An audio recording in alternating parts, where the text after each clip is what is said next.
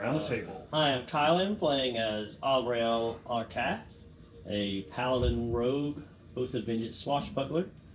And guess I'm ready to see what happens between the son and the dad now that we have them captured. Hi, I'm Tim. I'm playing Holt Argan, the halfling druid. You know, I feel like we haven't fully explored the rest of this place either, though. Mm-hmm. I'm Larissa, and I'm playing Arlen Cadmus, the sorcerer. And I am really hoping that we find our friend Blaze down in these tunnels. I'm Jody. I play Satra. I'm really unhappy that Elias has been stolen or taken, or maybe he just absconded. Because his music, I enjoyed his songs. They were so funny. I don't know what I'm going to do without him. I'm Trevor, playing Jethro, the Goliath Barbarian. And I'm really eager to see what happens next in this whole thing. Maybe we find Elias. Maybe we find out what's going on with Roland. Maybe we find another tie to the Raven Queen. Ooh. And I am Mike, the GM, who herds these cats. So there you go. Tries to keep things from going off the rail. Well, I don't even try that really. Okay, yeah. You have defeated the vampire. You defeated the spawns. And now a hush falls across the tomb. What are you going to do? I'm going to run to Roland and tie him up. No, he's dead, right? He's dead, so you don't have to time it. Well, I'm going to drag him to the center of the room. Okay. So you're taking him to, I guess, the area where, right in this area? I understand right there? Yeah. Okay, that's So I'm just going to keep an eye on him. right. And I am going to run over to the body of the dude that seemed like he was the main vampire and check on him and see what he's got going on.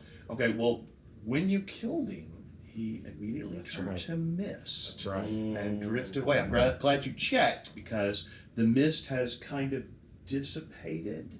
You're not exactly sure where he went in all of the confusion of killing everything.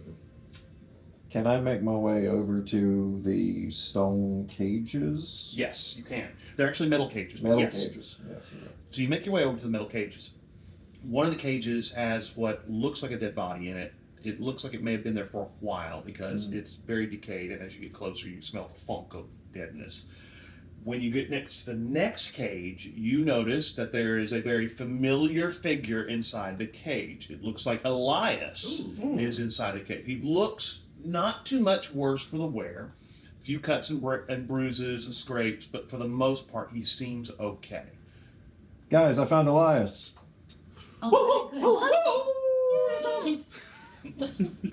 Are you in the Take us middle? there. Are you an Where is he? No, I'm So let's just hold on a Tuesday. Alright, is the cage locked, I assume? It is locked, yes, but you're a pretty strong guy. You might be able to break it. Do you want to try? I would happily try. Okay, make a strength check. Just straight strength. Non-natural 20. Non-natural 20 will do it.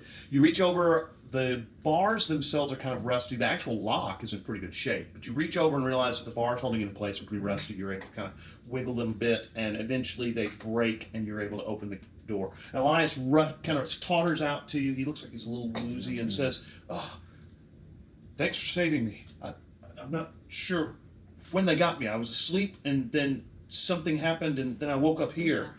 I don't think they bit me. Check me for bites." So he, That's what I'd be doing. you don't see any bites. Unless they put them in places that are less noticeable. Well, you know what we got to do.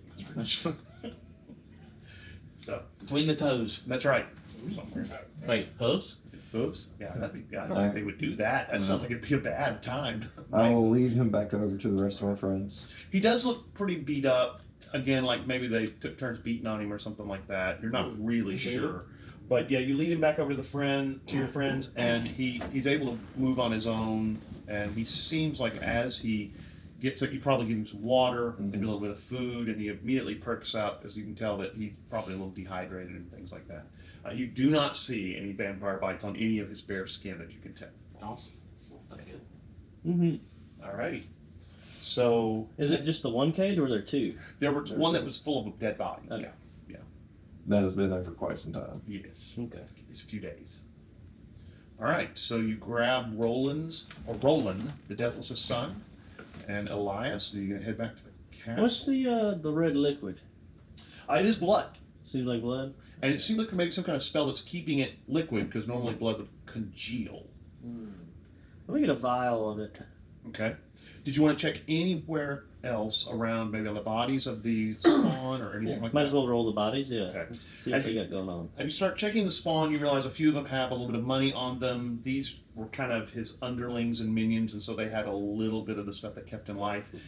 You're able to uncover about 510 gold pieces on them, just kind of scattered amongst the 9 bodies.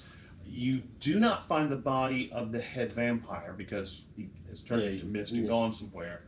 But you do find underneath where you killed him, because if you remember he was stuck to the ceiling, there's this glass or maybe obsidian spear. And you remember he was holding it in his hands. Yeah. So this is something you've seen before. So yeah.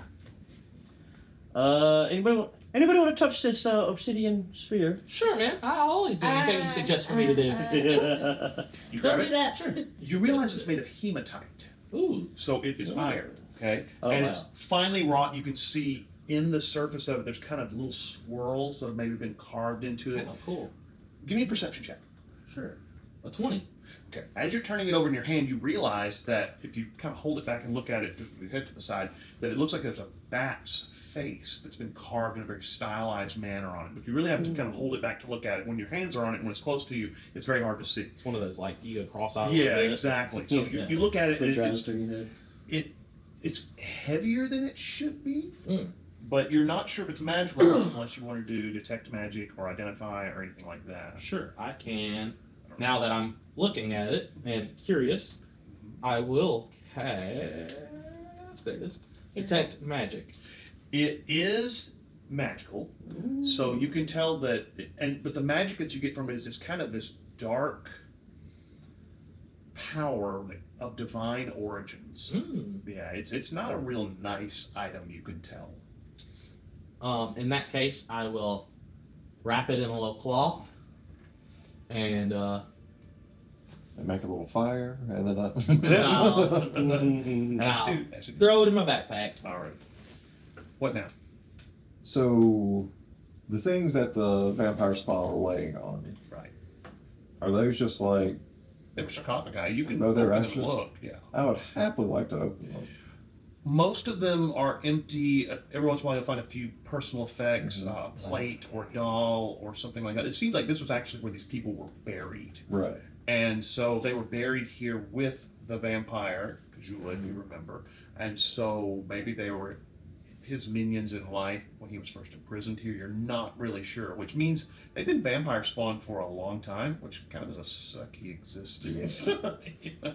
So, question, the one over there by Arlen. Right. That's the one that Kajula came out of. Okay. Right. Yeah. Or, well, came from.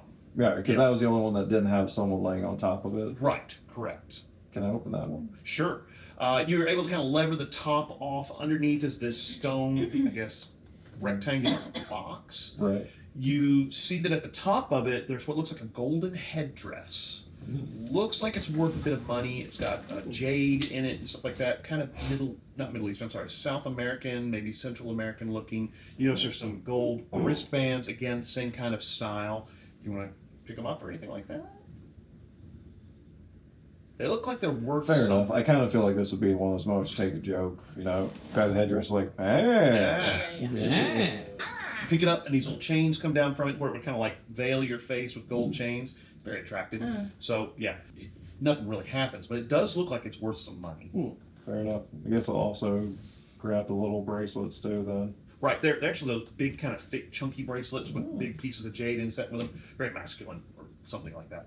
Anyway, so you pick them up. They're pretty, but nothing happens again. Again, they look like they're pretty well made, or at least they're made by someone and they're ancient. If, so if he's within range of me, Yes. is detect magic, does it notice anything? They are not magical, Okay. unfortunately. Just nice. That's what I like to hear. I They're just- think they're that's just the perfect money. accessory to occasion of this. So what you're saying is one of those With your wristbands is like should real wear it. big. Well, it's big kind of chunky wristband that would Oh, cover okay. about this much of Yeah, your I arm. gotcha. So it's Right. thick or wide, yeah. Right. Wide, exactly. All right. The only last thing I want to do here that I'm completely content leaving. What's on the sacrificial altar thing that was over there? Manacles, Manacles. a stone obsidian knife. Mm-hmm. Ooh. Other than that, nothing. Well, okay.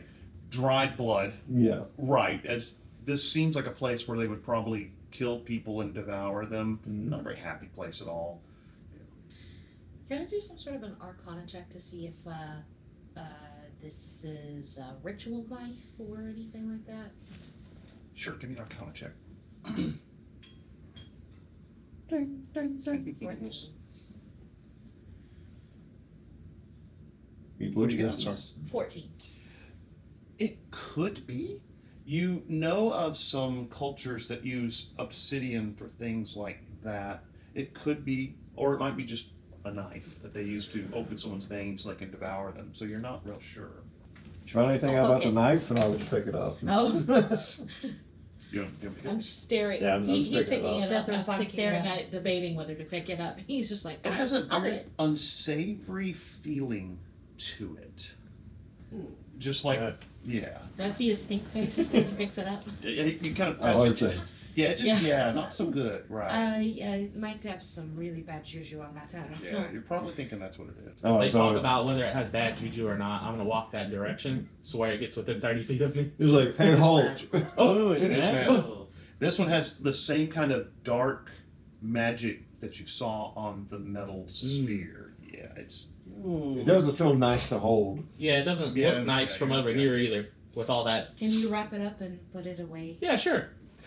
And throw it in the backpack with the. Do we see a Holt stink face? Just curious. Yeah, I grab it. For me, it's like a longsword. No. I'm gonna open the decanter of endless water okay. and try to clean up the master's blood so that no spawn can come upon Well, it. they're just Try to okay. wash. You can do that for sure. You open the decanter of endless water, wash the plates down. Seems like you get everything washed away, Do or it. it's at least Power diluted wash to the point. simulator. Right. Honestly, Is that, I was sitting there thinking about it, and I was like, there are 3 different ways you can use that thing. I never once ever think of anything other than the geyser function.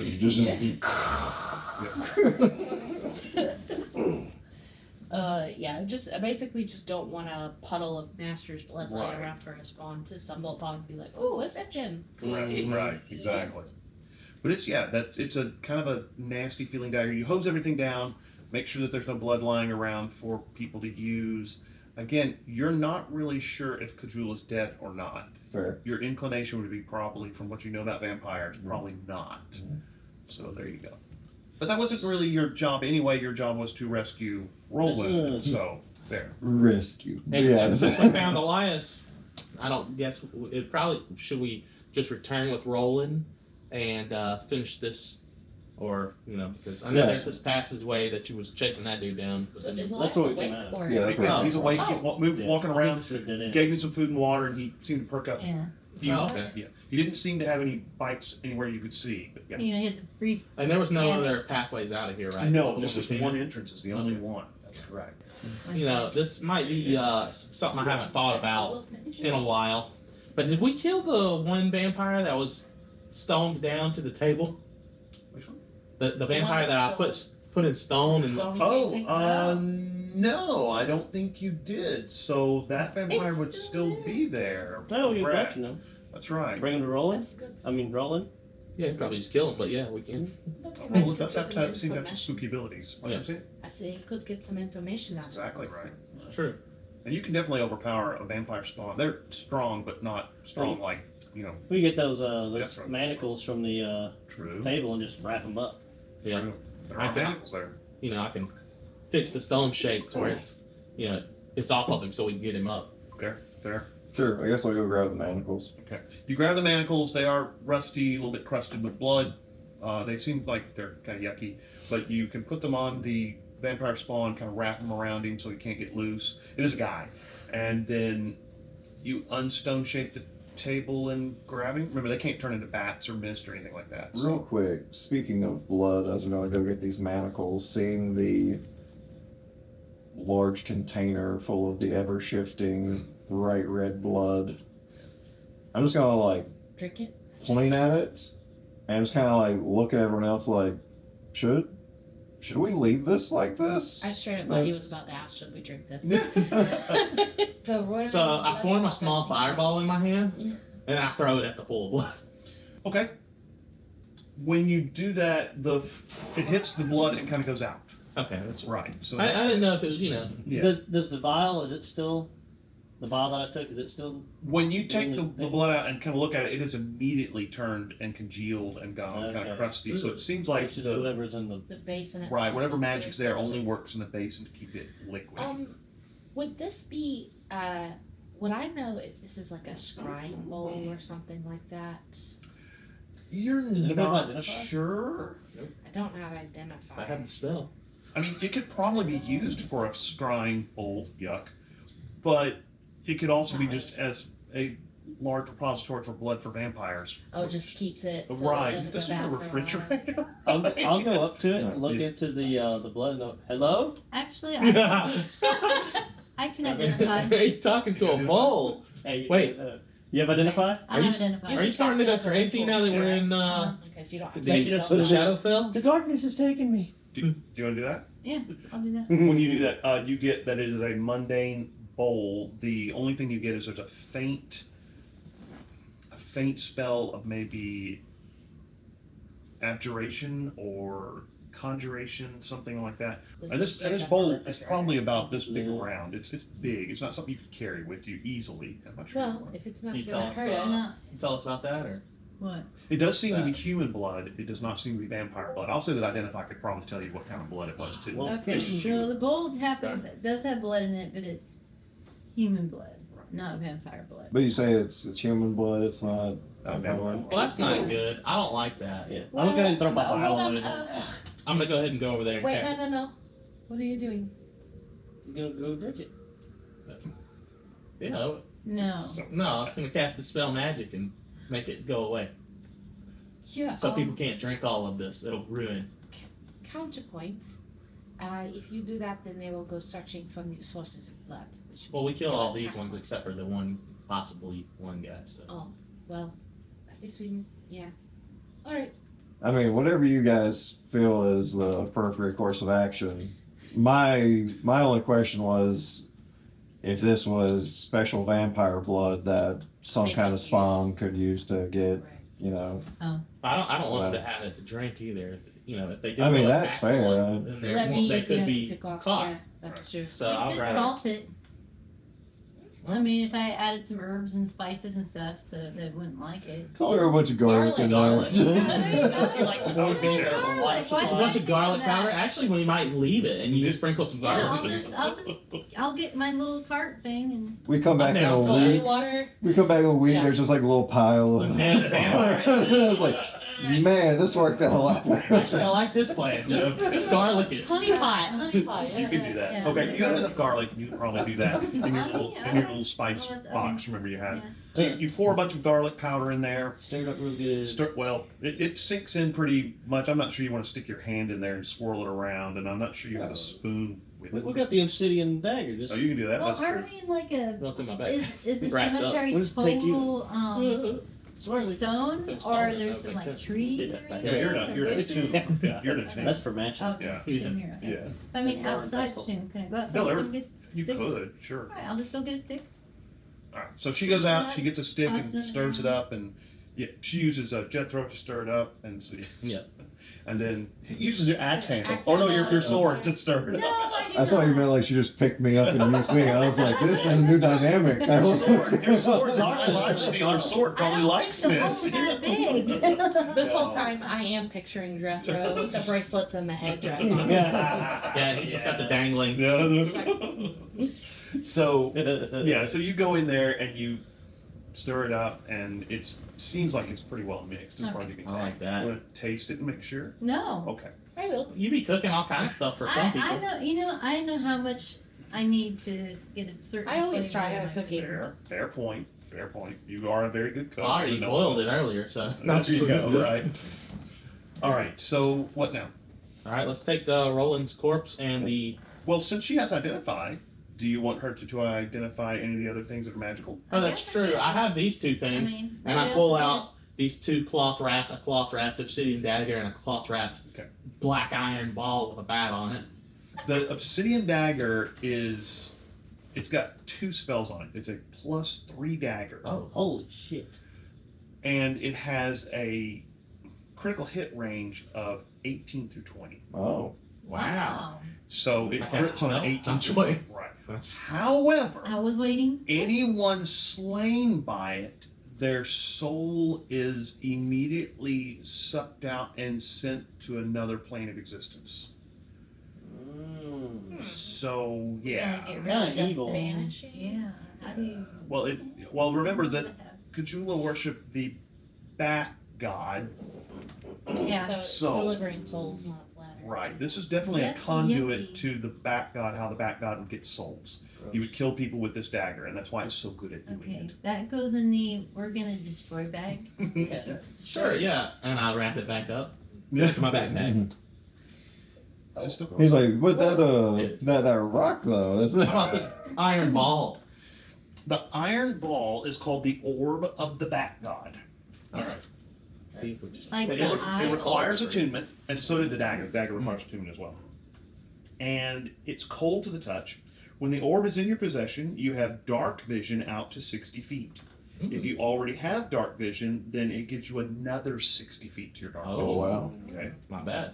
The orb also cloaks you in shadows so that the light in your square is no brighter than dim light. This effect is considered a third level spell. If dispelled, it reactivates at the start of your next turn. Oh. It has 7 charges. While holding it, you can use an action to expend 1 or more of its charges. By expending 1 charge, you can cast Darkness, Blindness, or Dark Vision.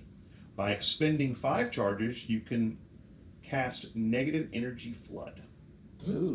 What Okay, does that Sounds do? gross. that's the black tentacle thing that he used on you guys. It's kind of a basic single attack spell. Does like 8d6 damage. If you kill someone with it, they rise as a zombie. Ooh. Yeah, That's next. that's a cool item. So it's 1 charge for, like I said, darkness, blindness, and dark vision. 5 charges to do negative energy flood. It has 7 charges and it recovers 1d6 plus 1 per, long rest or whatever it is. So yeah. Who wants the orb? Does anybody want The backpack. Backpack. Well, you didn't wrap it up. Well, she was touching it with her hand the whole time she was doing it. Yeah, I was gonna say, So I mean, if you're gonna use it, then Yeah. you're It gonna have to didn't- touch it anyway. it didn't Well, I already seem have to this have wand any of wonder curses stuff. attached to it. So identify. I didn't feel like it. Identify would have told you it had Let curses. me see. Well, Is I it feel called? like if it was really cursed, you wouldn't What? feel the curse. Oh, are you holding? Oh, you're holding the wand of wonder. I thought you were holding the orb. I was just gonna see if it was cold to me, Oh, yeah. Here you go. Yeah, no, the orb is cold to everybody who holds it. Oh, It's okay. weirdly cold. but it's not like damaging cold. No, it's just it's crystallized iron, hematite, and that stuff always feels a little colder than Yeah. normal, just the way it is. So yeah. So this might be a little colder than that. You think that they use like the iron from people's blood to make that? What's that? What's that? Oh, the iron from people's blood to make it. That's actually interesting. I just handed you back. Oh, the you orb. hand it back to me? All right, in the backpack for now. Backpack. We'll figure that out later. Yeah, when we have a chance to sit down and go over it. So you grabbed the vampire spawn, you grabbed Roland, the Deathless's dead son, Mm-hmm. and now what? I guess we gotta go find Roland. We make sure that this area is cleared out entirely before we go, or is it like our business is concluded here at this time? Well, there's unless y'all want to just do a thorough search, this room is all there is to this place. Yeah. Oh, okay. It's just a Well, if big there were round any room. other- Right. The, I mean- the only path is the path we came We in. haven't checked for secret door. I've opened most every sarcophagus Mhm. and You already opened all looked of at the. So I opened all the sarcophaguses. Already looked at both of the cages. Looked at the Sacrifice altar. table. And, Give me a perception check. I didn't realize you were actually searching them, so I do need a perception check. fair enough. There's a false bottom one. Yeah, it's me. Ah. I'm not gonna lie. My initial thing going into that whole thing though was if that man turned to mist, and these are a bunch of sarcophaguses. Not wrong. Perception. He's just hiding in one of them. You open it, he's like, I only got 15. Okay. You don't see anything out of the ordinary. It seems like they're just regular sarcophagi. remember that the spawns came out of theirs, and then he was just lying on top of his, and then over here was where Roland's son was, again lying on top. Newest turn vampire spawn. Yes. So heading out. Yeah, I think Level that we need spells to left. go ahead and. Okay. All my high level spells are gone. I only have low levels. Good. Are we gonna go and take the Second body level, to first level. Roland now? I mean, we might as well. Yeah. Do you have I something really else don't. that you? No, I just don't want to keep the body like in the room. Yeah, we No, should yeah, no, leave. we're In going. case of Yeah. Kajula or whoever it was that Yeah. was the main vampire here comes back. Right. Right. Mhm. If they come, I mean, we might have killed him and then poisoned They might do it garlic different out there. way. So who knows? Either way, let's just roll out. So you grab the body and the vampire spawn, and so you head to Roland the Deathless's home, which is right there. And Mhm. as you get to the gates, the guards see you. They come to kind of recognize you. And as you walk up with, of course, the sun over your shoulder, and you're leading this vampire spawn, they're kind of like, "Oh, you've returned. Have you found the Deathless's son?" Yep. Oh, he didn't survive. Oh, and you get the feeling maybe they don't know that you were supposed to kill him either. So Well, That's okay. We're gonna We tried our best, Return. but We it brought was, him it was back a as tough battle. requested. that's right. So one of the guards heads to the main castle through the front gate, or through the big entrance gates, and it looks like he's going to go get Roland for you. As you get to the two big double doors that are there, they swing open, and the Deathless walks out. You're not sure if this guy ever changes his clothes. It's the same black, blue necklace, blue stone and a silver necklace, kind of salt or pepper graying. I mean, he looks almost exactly the same. And he walks up and he says, "You brought my son home to me. Thank you." Mhm. And he says, "Let's take him to my quarters." And so, you've never been to Roland's quarters. You head to the right down this hallway. There's a wide staircase that kind of goes up 2 or 3 flights, and then it comes into this huge sitting room with really nice black leather chairs. There's books all along the walls and things like that. You notice that there's a servant who seems to be cleaning, and when they see you, they immediately stop and bow to the Deathless. And Roland says, "You can go, that's fine." And so the servant bows and heads down the stairs. You head further down this little hallway and there's a door on the right hand side that he pushes open, and it looks like it's probably his bedroom, Roland's bedroom. And so he says, "Put him on my bed." And there's lots of nice wooden furniture here. There's what looks like a couple of wardrobes, and then this huge bed, big wooden 4-poster bed, no canopy, but you put the son on there, and he's still leaking a little bit. But Roland doesn't seem like he's worried about the blood or anything. And he says, "I have already sent someone to bring my friend to help. Give him a minute to get here." And he says, "Well, Of course. I appreciate what you've done for me. You've obviously done everything I asked for and more. And so, with that in mind, I will hold up my end of the bargain." He says, "I promised you a reward and, of course, a writ so you can leave Gloomwrought, and I will keep my word."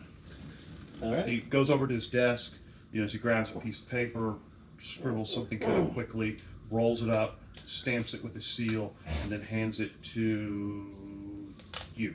He says, "Take this to the the harbor master. He will let you leave as soon as you want to.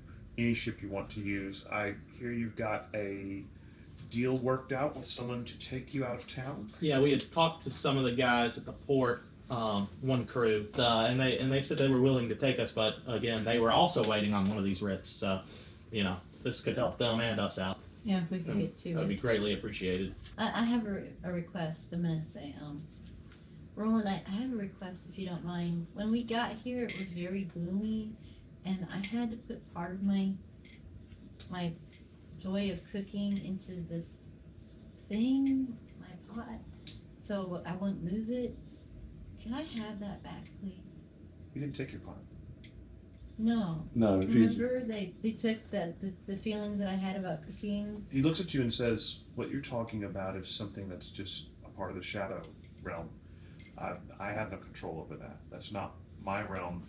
If you speak to the Raven Queen. She might be able to do something about it. But he says the Raven Queen loves to collect memories. I probably wouldn't mention that to her. She may want to keep your pot We'll take your thought. All right. Would Thank you say that if We would lose our she plot. thought it was more precious to us, it would be more interesting and enticing and valuable to her? Absolutely. If you are willing to give her your pot helm, she would probably pay you well for it. No. No. Thank you for the Memories. information. The memories are the trade of the Raven Queen. It's what she deals in. So be careful. If she thinks she can get them from you, she will do everything to convince you. We've also got a prisoner if you'd like to question him. I see that. He says, hand him over to the guards. We'll put him in the dungeons, and I will deal with him later. So Right. one of the guards comes and takes him, heads off with him, being unaware. And a few more minutes goes by, and a priest in a green robe, this is the one you met before, if you remember, comes up, Roland Death's rooms. He sees the sun and says, I think this is going to work.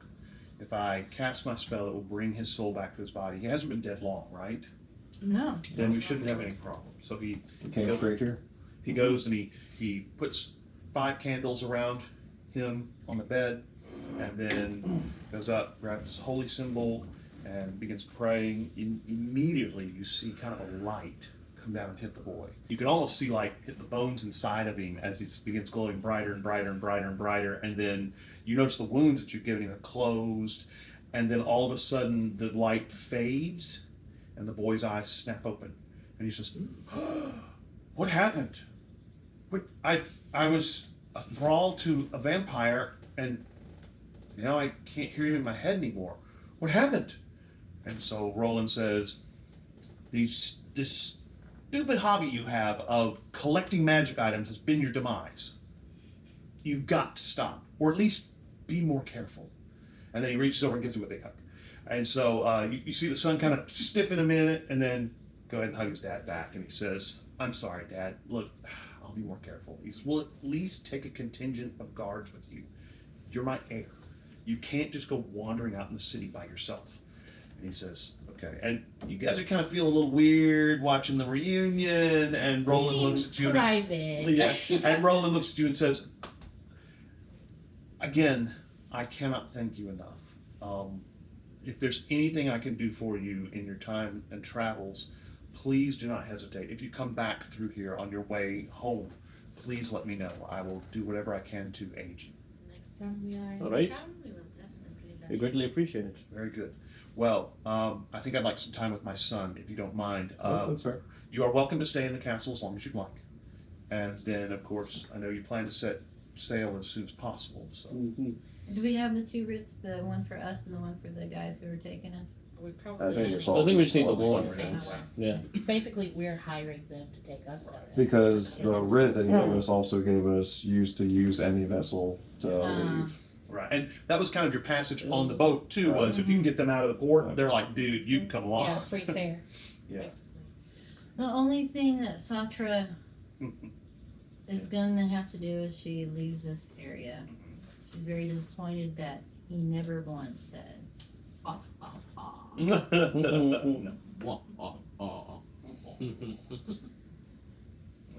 I mean, you have the opportunity to do that as we're leaving. I You just the did. last one. She just And did. just like shut the door. The weirdest. Yeah, the weirdest exit. Like,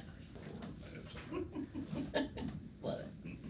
Yeah, we probably should rest soon-ish. Yeah.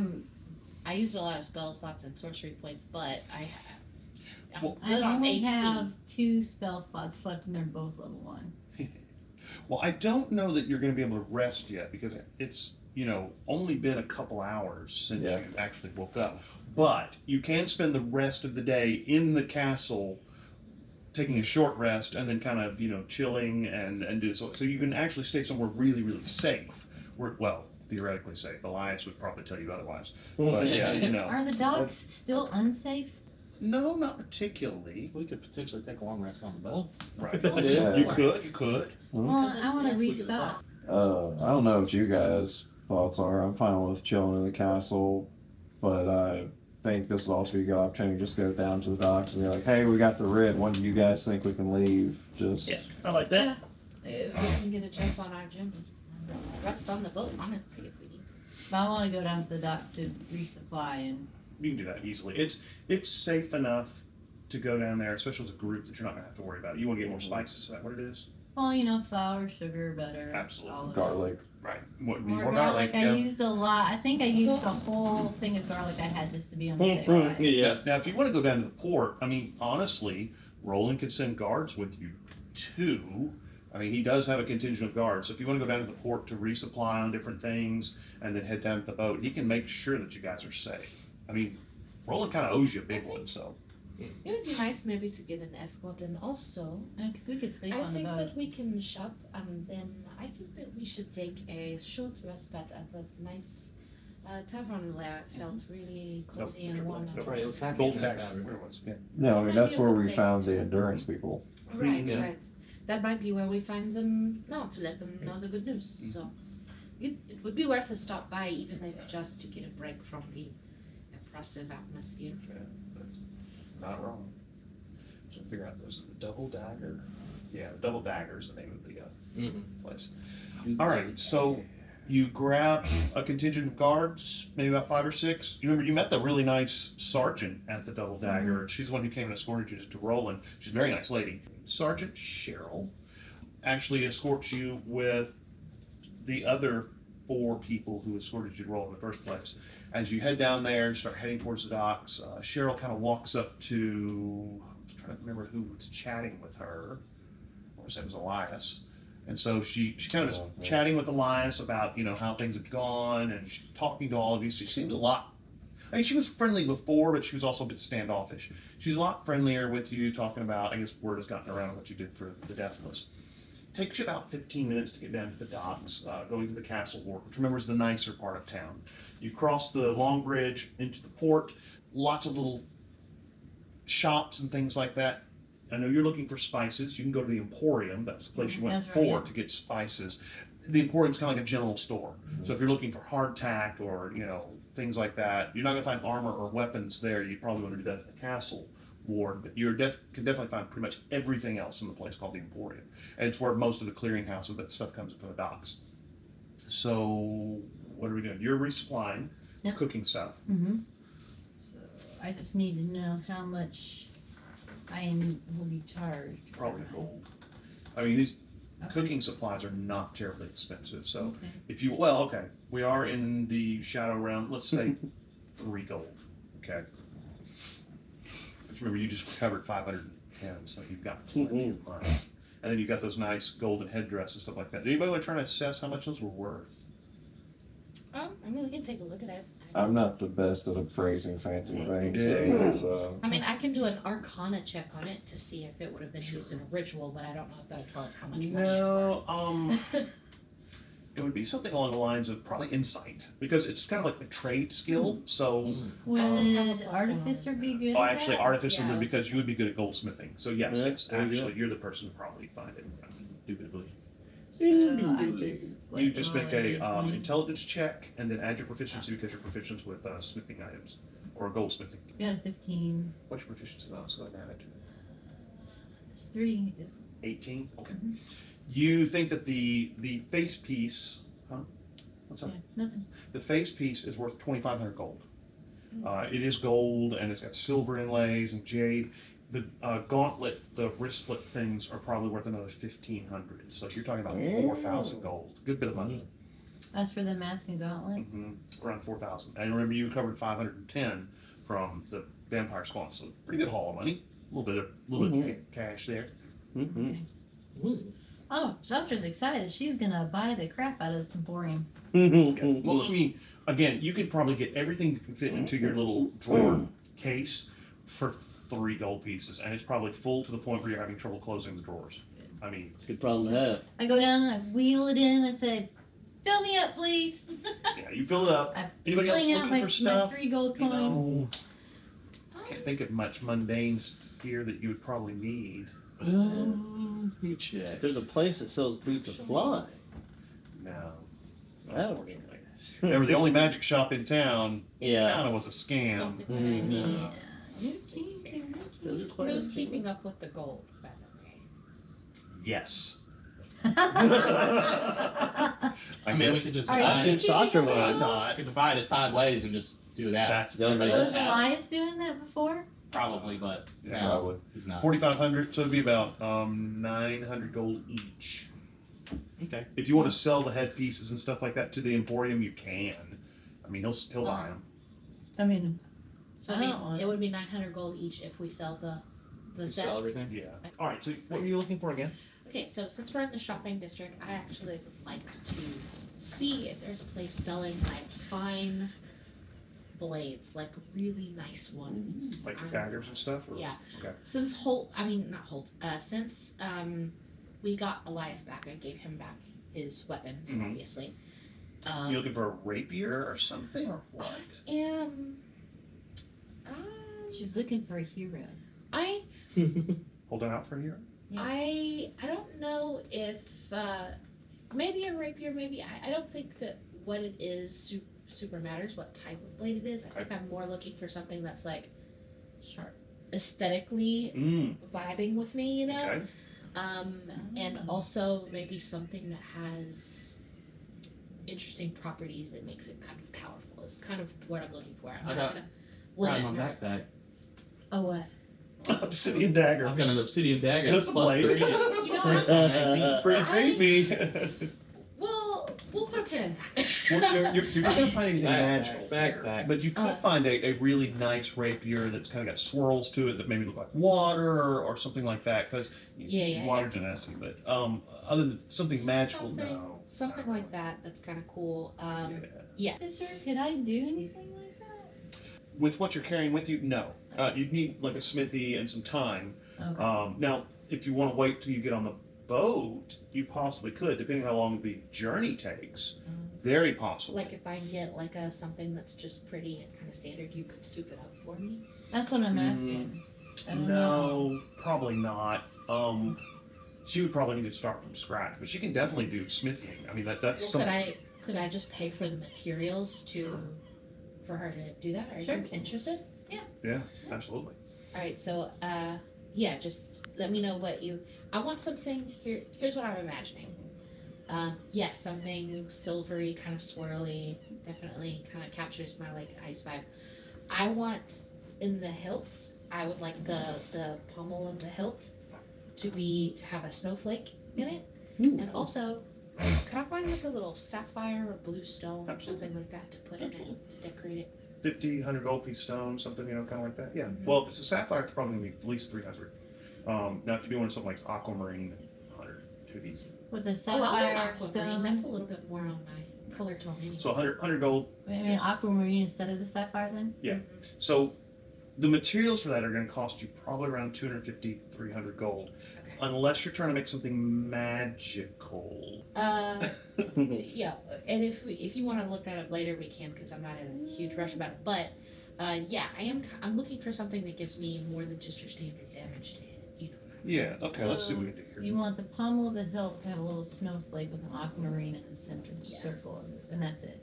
And then some Yeah, spell. and then you can. added to it. I'll let you your creative freedom to design whatever on the rest of it. Just Jody, what I'm going to do is. Do you have a certain way you want the blade itself to look? Do you want it to be just a standard blade? no, you're the artist. Creative freedom. What I'm going to say that you need to do is you're going to need to spend about 250 gold. Okay. And then I'll sit down with you, my new book called Hammer Handle, and we'll figure out what you want to try to do. You can I probably already make have some ideas. well, right, and I'll give you an idea of what kind of things you can work into it and things along those lines. We'll sit down and figure it out. Yeah, for sure. Awesome. Yeah. My new Y'all book's ever out. notice that Roland's clothes don't seem to change? Yeah. Do you think he just doesn't change clothes, or does he have a lot of like the same outfit? You know that He probably has like prestidigitation. it's like a cartoon character. He opens it. And Yes. it's just the same outfit. Yeah. Here's what I think. That's funny. That's Yeah, why it's just- that's why I have thaumaturgy and prestidigitation in your game Yeah. because I can Oh, always so- go look whatever I want. Yeah. You know? There's this. So you finish shopping in the Emporium. You got all the stuff for the rapier. Like I said, it's going to cost around 250 gold. What are you going to do now? You've reloaded your spices. Anything else anybody wants to get? You gotten the diamonds, the 300 gold, or the 900 gold pieces worth of diamonds, the 3 diamonds. I would also like to see if I can find an agate worth about 1,000 gold, Ooh, wow. Okay, yeah, you probably can. and I would like to purchase that if You got it? possible. Yes, absolutely. I just wanted a crowbar. Oh, crowbar, absolutely, yeah. Unfortunately, you spent all your money on the diamonons. Oh, yeah, no, yeah, I right. literally had 2 gold left, and that's how much a crowbar is. He said, I know how to budget. That's right. That's I like right. that. That's funny. Anything else? No. Is there such thing as a? Absolutely Can not. I get a tiny No. magical urn, so I could like make butter, like the Oh, like Disney, churn- the churn I'm gonna say itself. as an artificer, you can have I it. can Do, just remember make you that. remember one of the first level things you can do is like 5 little kind of things where you can make something, send a message for you, Yeah. or so. I think you can do that as an Yeah, maybe artificer that- with that- just okay. an urn. Yeah, I'm pretty sure one of your abilities allows you to do kind of mundane items like that. Spoons that would stir your food for you and never stop, that kind of stuff. No, I have to stir my own stuff. Well, right, but you get the She's idea. in total control of her cooking. That's right. I mean, if you want a wooden butter churner, I could make you that. You could. Ooh, okay, You're gonna need to just get the wood, Yeah. which would probably cost a gold, And you 'Cause got I- your. I you have got all your my carpentry tools. Yeah. He's got a big leather pack with all this stuff that he carries in it. thank you, Jethro. Do you want money or do you want an endless supply of a What? choice of food item you might like? And I mean, I guess an endless supply of a food item of my choice sounds great. right. What food What? item? Well, you think about it and let me know. What? I love pasta. In real life, I love pasta. You may have to wait to do that when you actually get back to Stonegate. Yeah. On a ship, there may not be a whole lot of supplies. All right. Pasta's not hard, it's just an egg and flour. Right, but on a ship you have very limited stores that have to feed everyone. So a lot of times things are kind of short. Yeah, lots of pickles and pickled eggs. Yeah, pickled Okay. pickles and Yeah, pickled pickles. and pickled pickles. Pickled pickles. Pickled egg pickles. Pickled. Probably some fresh fruit, because you don't want scurvy.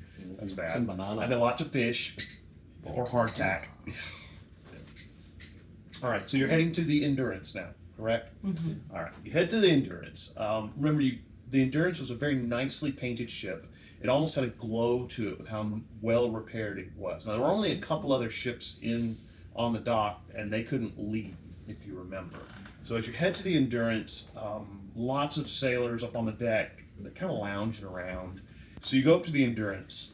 When you get to the bottom of the gangplank, you notice that First Mate Brummett, who you had met in the Double Dagger, comes to the top of the gangplank and says, "Oh, so you have a writ of passage?" Who has the ring? Hey, folks has it. And he says, "Well, let me summon That's a dagger. the harbor master." Yeah, that's a dagger. That's a ball. Yeah, right. Here we go. Yeah. He says, "Well, let me summon the harbor master." And he grabs one of the sailors, and the sailor head down the gangplank and towards the end of the dock, or the dock that's on end of the dock that's on the shore. About 15 minutes goes by, and this guy dressed in black with a white, frilly collar comes up, and he's got a book, and he's got 2 guards. These are not Roland's guards; these are actually the city guards, the ones that were in full plate mail. And he comes walking down the the dock. He's walking very slowly, and he comes walking up and says, "I told you last time, First Mate Brummett, that no writ, you can't leave." Oh, well then. How about that? And he says, That's a weird one. You All right, folks. Okay. I didn't like how he was talking. Right. No, I know. I'm just imagining Short Holt like. so he takes the writ, looks at the seal, looks at you all, breaks it, opens it, gets a bit pale, and he says, "Oh, this is from the death list that says you can leave as soon as you're ready." Mm-hmm. Okay. He hands the writ back to you and says, Thanks. "Well, then, First Mate Brummett, whenever you're ready to leave, you have my leave to go." You work off of commission, don't you? Big Uh, mistake. Big mistake. I'm not sure what commission you're talking about. Somebody should have taken over. The classic. Horrible salesman. Horrible. He looks a little kind of nervous and says, "Well, I wish you a speedy and safe journey," and then heads back up the dock. Pretty woman. Yeah. Okay, I didn't know if the reference landed. Right. Everybody's No, I like, got it. Yeah. It was funny. Yeah. So, First Mate Bryant says, "Well, welcome aboard the Endurance. Then I will find you cabins, and so here you go." So he Alright. heads up the gangplank, brings you up there. Captain Garvin is standing up the front of the ship, and he says, "Welcome aboard. Thanks for your help in getting us free from this entanglement. Brunnett, you got them settled in? Gonna get them settled in?" And Brunnett says, "Aye, I'll get them down settled." So he takes you below decks. There's lots of room below decks. The hold is just packed with cargo. And he says, "Look, you can take my quarters. You're gonna have to double up.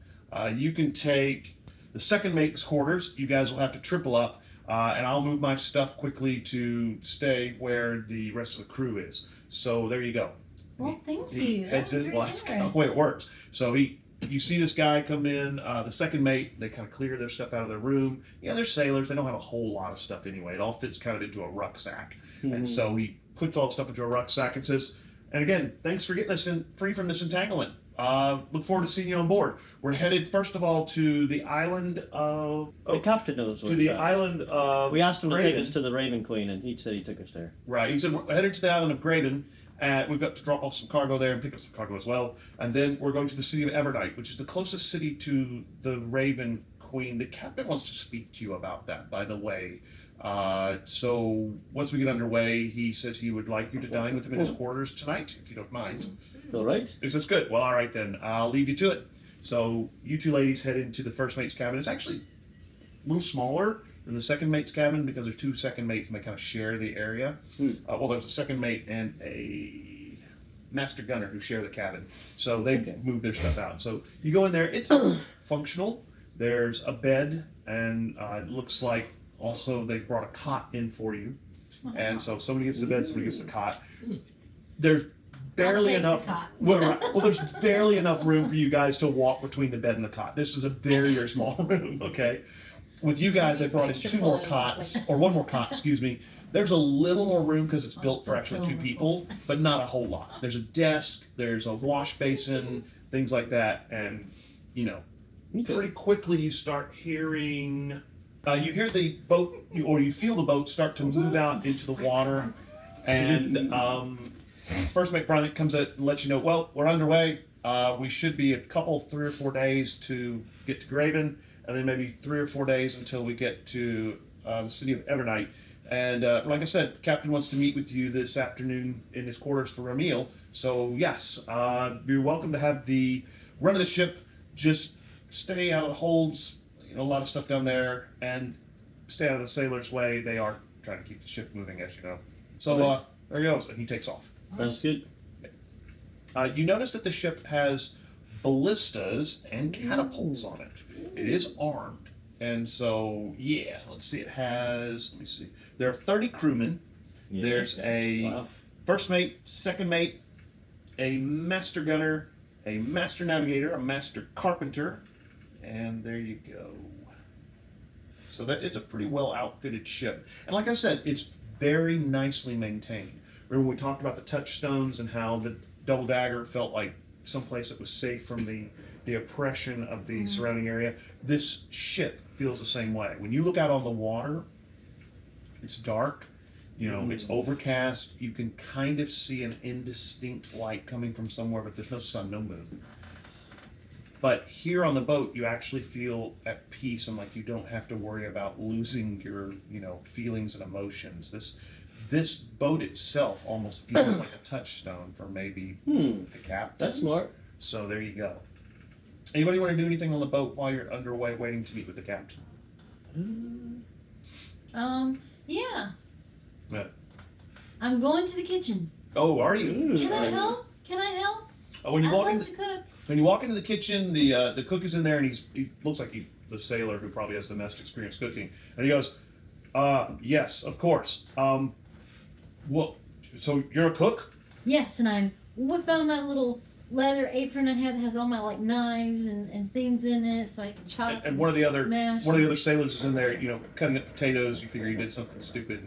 And he looks at you and says, "Well, I'll leave you to it then." Takes his apron off, hangs it on the wall, and says, "Knives are over here. There's the stove. If you need anything, we've got fish in the barrels over there.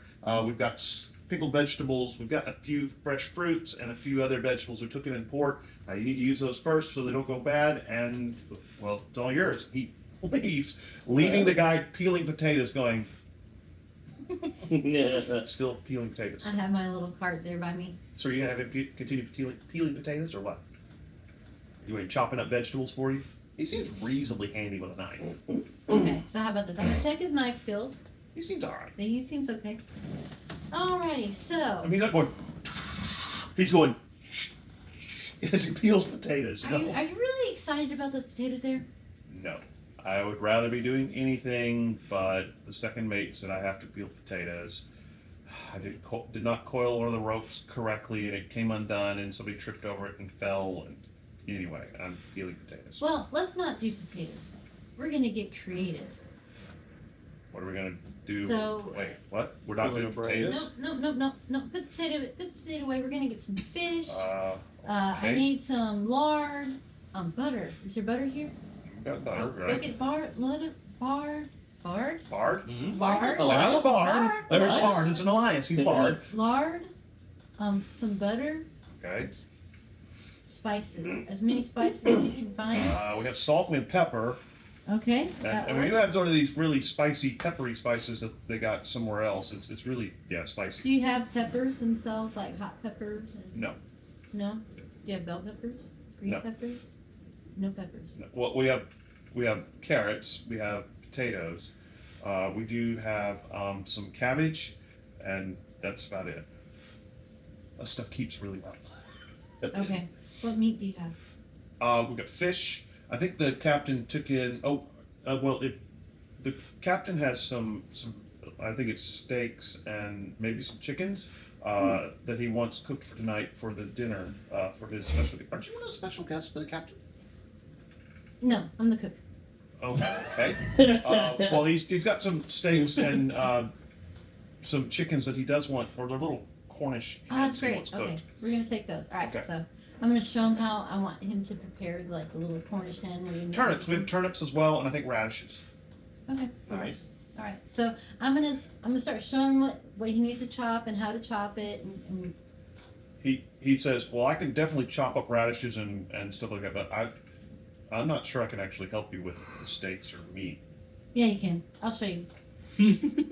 Okay. You may be ruining dinner for tonight. You think is he better?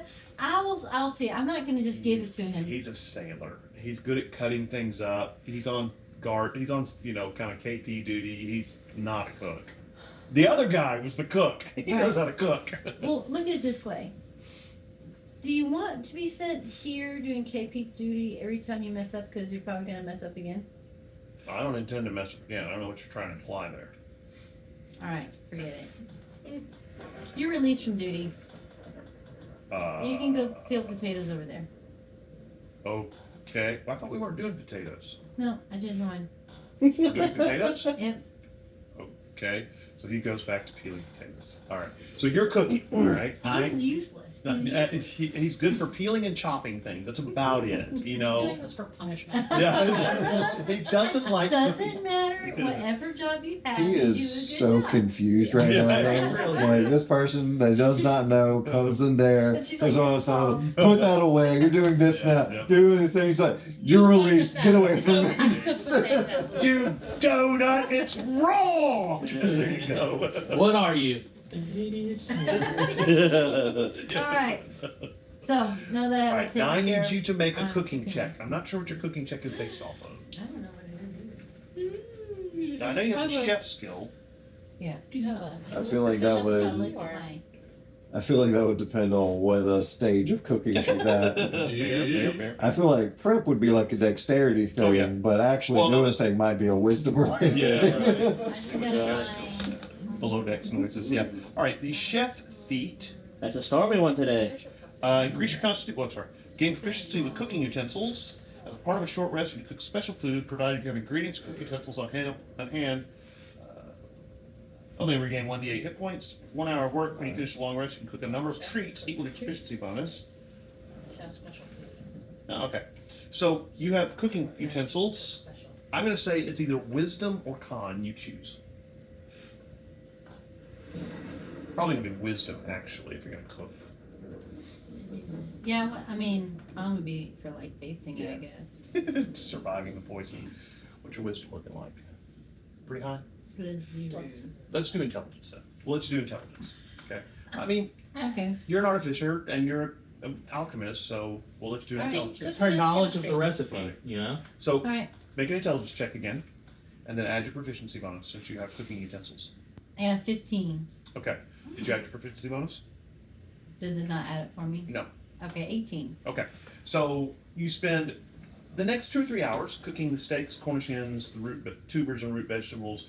You probably are able to actually make a cute little dessert with some of the fruit, and it might have some kind of heavy cream there. I don't know. They definitely have butter and some sugar and. Well, I also have my little cart that I True. just loaded up, so I'm tossing some of the things in that I have just to. You probably have enough You know, proof it up flour a that you bit. can actually make a little cake or little tarts if you want, or something along those lines. Okay. Okay. And I'm gonna make the little potatoes like fancy looking. Okay, you can do that. Absolutely. We're level 11, right? Yes. I believe so. Yes. So your proficiency bonus should be 4. And 9 to 12 is. My act tells me I have +4. Yeah. That's how I know. Are you guys 11 too? Yeah. Yeah. So you should be +4. And- No, that's initiative you're looking at, sweetie. That's not Oh. proficiency. There we go. That's, Oh, there that you solves go. it. That solves it. Yep. I was confused. I was like, I feel like My bad. Yeah, that's right. All right, so Uh-huh. it's a 16 then? Yeah. Oh no, it was a 19. 19. All right. So what are the rest of you doing for the rest of the afternoon while you're waiting on board the ship to go eat with the captain? How long until dinner time? Probably about 4 hours. Right. It's I'll enough time probably for a do some short rest. fishing. Do what? Do some fishing maybe. All right. Put out a string and a line, All and right. Give me a. or get a harpoon and tie a rope to it. And fish that way. Maybe you'll get a spookfish. When you start getting, you ask some of the sailors for fishing gear, and they're like, yeah, okay, we got some fishing poles, sure you can. And so then you start talking about, ooh, we get a harpoon with a rope, and one of the sailors kind of looks at you and gets really big eyes, and he goes, anything you catch with a harpoon gear, you may not want to bring on board. There's a lot of nasty things. Do you get attacked very often out on the water? Sometimes. What's the nastiest thing you've ever fought? There's a ship. There's a ship that is crewed by undead and led by a necromancer that sometimes swoops in and attacks ships. We've never been attacked by it. It's a pretty fast ship, and we did see it, and it started rolling in, green fog around it and things like that, and we outran it, ran into kind of some. Is it Davy Jones? No, it's a necromancer. It's a bat, but it's huge. The ship is like twice the size of ours, and manned all by the damned. The necromancers brought these fellows back from the dead, and they manned the ship for.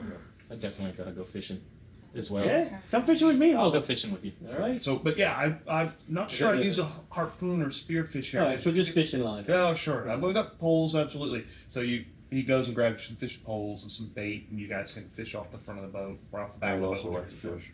All right, come on, join Yeah, us. Seems like fun. Yeah, it is. Jethro Fulton Abreu. Give me a fishing check.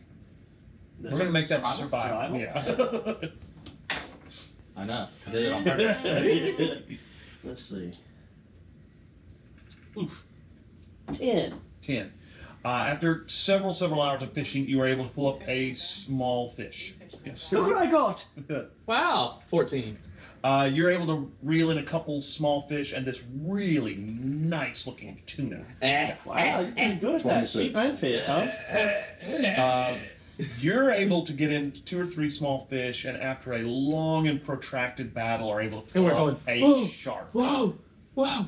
Nice. Damn, nice. Max roll. He's out. He's out.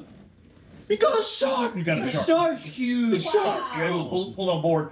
Bop, one of the sailors come up and bops into the head with one of the belaying pins, and he goes, "Wow, we'll eat this for a while. That's a pretty nice deal there. I'll take it down to the cook so she can so they can clean it and cook it and get it ready." Oh, your cook's a woman. Oh, he said he. Oh, Okay. Yeah. Yeah. Sorry.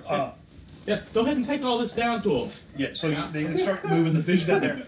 You're getting the meal ready to take to the captain's quarters, and these sailors come in with all this fish, and one of them carries this big old shark, and we need these cleaned and cooked and stowed away. Who are you?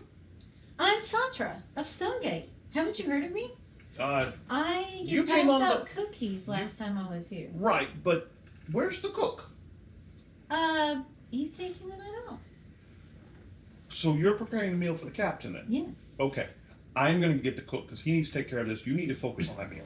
And so, that's the captain. And so the guy immediately leaves, looks like the second mate, Ralphio. I'm Satra and I'm here. And so Ralphio says, I'm going to get the cook because he needs to take care of these fish while you focus on the meal for the captain and your guests, of course. So you keep doing what you're doing. And Ralphio leaves, comes back with the cook and says, you prep the fish, take it up on deck and take care of it. We don't want that down here where she's cooking. And so he says, well, all right, let's take it back up on deck. So they go to the stern, also known as the poop deck, and they begin cleaning and gutting the fish because you don't want all those entrails down here in the place where you're No, actually you're right. meat. So yeah, but yeah, it takes about 4 hours. So you guys have gotten a good bit of fish. The sailors are a bit impressed that you've gotten so much. I want to see if there's anybody who's playing games, card games, dice games. There's a few of them down below deck who are not on duty currently. And so, yes, you can probably get in on a card game if you would like. I just want to kind of spend a little time playing a game. I don't know if they're gambling or if they're just doing it for fun. They're gambling, yeah. Okay. Stakes are probably a copper piece up to a silver piece. They're low stakes. Yeah. I'll get it on that, but mostly what I'm doing is ingratiate myself and also just gather any sort of information from their travels about this realm that we've found ourselves in. You're sitting down there. They're drinking a little bit of a beer. It's pretty watered down.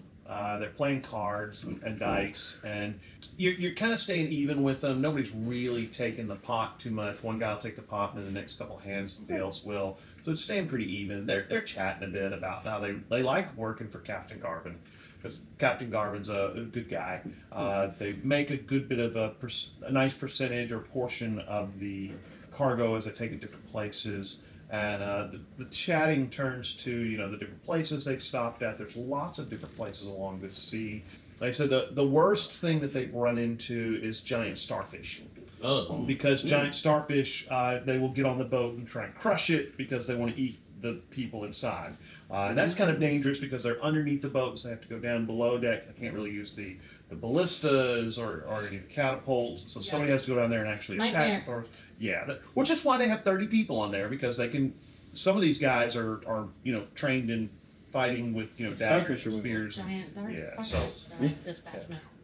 One of the guys who seems like he's a little more wizened about things that go on says, "Yeah, I was one of the guys who had to go down there and fight the starfish. They're not terribly quick, but they can be very dangerous if they get their tentacles on you. You have to be careful and stay towards the back of them where they can't hit you or can't reach you." But yeah, we fought those a couple times. One of the guys said they actually ran into a kraken, but that was long before I was on the ship. So take it with a grain of salt. You fought a starfish before. Yes. Starfish. What is the secret to do you kill it? Do you disengage? Is there You have there to a weak right. spot? You have to kill it. You have to kill it. Stab it in the back between the tentacles, where the tentacles meet. That's generally where its intelligence is. And if you can kill it that way and stay on its back, then it'll release and drop down. I'm not sure if they die. I've heard that starfish, you cut them up, they come back. But I don't know. We just want them to release, and they eventually do, and then they drift below, and so that's all we This really is want. strange. This is where I come from. Well, currently I live in Stonegate, but I lived somewhere else long before that.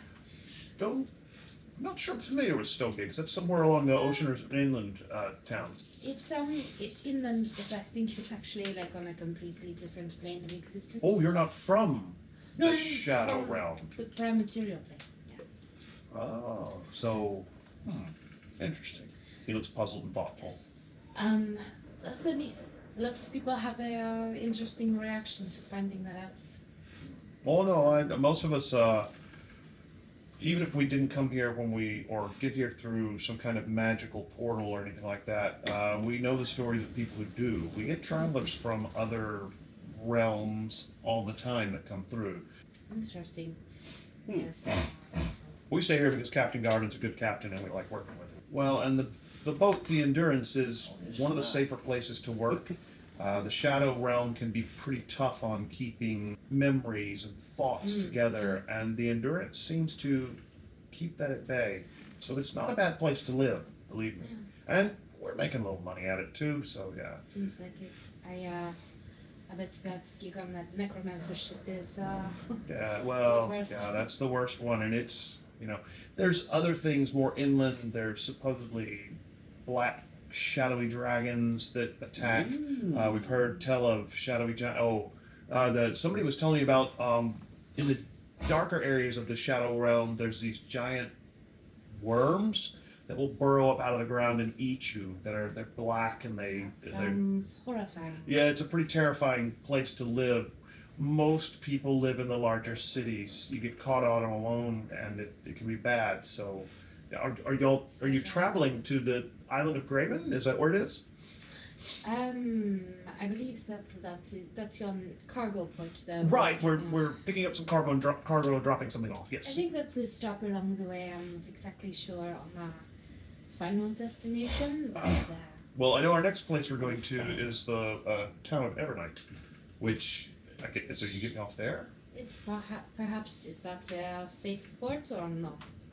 for you. No. Oh, We don't ever go ashore in Evernight. It's a city of undead. Oh. By a lich. If that's where you're getting off, then I wish you safe travels, and you will need to be careful. The living are not really welcome in that city, and be careful. Well, thank you for the heads up. We are unfortunately it's maybe unnecessary stop on our journey, but it's good to have this information. Yes. And then, basically once I feel like I've kind of gathered enough, and I don't want to seem like I'm like interrogating them for information, I'll kind of, I'll drop a couple of gold in the pot and then fold just to give them something extra to play with before Gotcha. I make my exit. Alrighty. And you actually wind up the last hand before you're about to drop the gold in the pot. One of the sailors, just sweeps the pot, and so they're all kind of like, well, they're worth a lot of money. I think we're done now, and that was pretty much it. So you wind up losing a couple gold, but not a whole lot. The rest of the day passes kind of quietly. You finish the meal. It seems as it's turned out pretty well. You're very happy with it. The guy peeling potatoes eventually finishes peeling all the potatoes and goes back to work. So, bell rings. The first mate, Brummet, comes to you and says, well, it's 7 bells. It's time to eat, so the captain would like you to come to Scoros. You all head that way. I assume you bring the food. Yes, I'm bringing the food. Right, so you're bringing the food. You guys arrive at the quarters. Captain's standing in the doorway, and the quarters are probably about the size of this room we're in. I mean, which is opulent on a boat. Okay? Right. There's a big desk in one end with a nice chair behind it, and it's at the stern of the boat where you can kind of see the ocean behind you, and then there's a nice table set out at the end of the desk. And so on the table, you see Satra come in with a bunch of food and cakes and meats and fruits and vegetables, and she starts laying stuff out. And Captain Garden looks at you and says, aren't you supposed to be a guest? Well, I can be a guest and a cook. Okay, fair enough. Well, fine. She really likes cooking. I see that. I love to Well, cook. it looks wonderful. It smells great, much better than the normal cook. So thank you very much for your assistance. Well, look, find a chair and sit down. I'll open a bottle of wine. So I'll sit down. Captain goes over to one of what looks like a wine rack with glass doors in front of it, opens one, and pulls out a bottle of wine, realizes how many of you are, and gets another bottle of wine and opens it, puts it down, starts hands you each a bottle so you can pour it around, and then he takes the bottle and puts it in what looks like a bottle holder at the edge of the table, because you are on a boat. You also notice that the table has a little ridge around it, and that the plates actually can kind of sit next to that ridge, and so things won't move around too much. Now, the sea is pretty calm tonight, but the captain says, well, I want to thank you for getting the writ that got us out of Gloomwrought, because we're on our way to the island of Graven, and then to the city of Evernight, which I believe where you're going finally, because that's closest to the Onyx Citadel of the Raven Queen. And I wanted to thank you with this meal, both thank you for making it, but mainly I wanted to talk to you about our journey. The island of Graven is an odd place. It's ruled by this family that have basically lived there for, I'm not sure how long. And the way they really can grow some crops on the island. There's a village there, which is where we're going to stop off. And we'll unload our cargo, foodstuffs, things along those lines, because they can grow some, but there's some things that can't.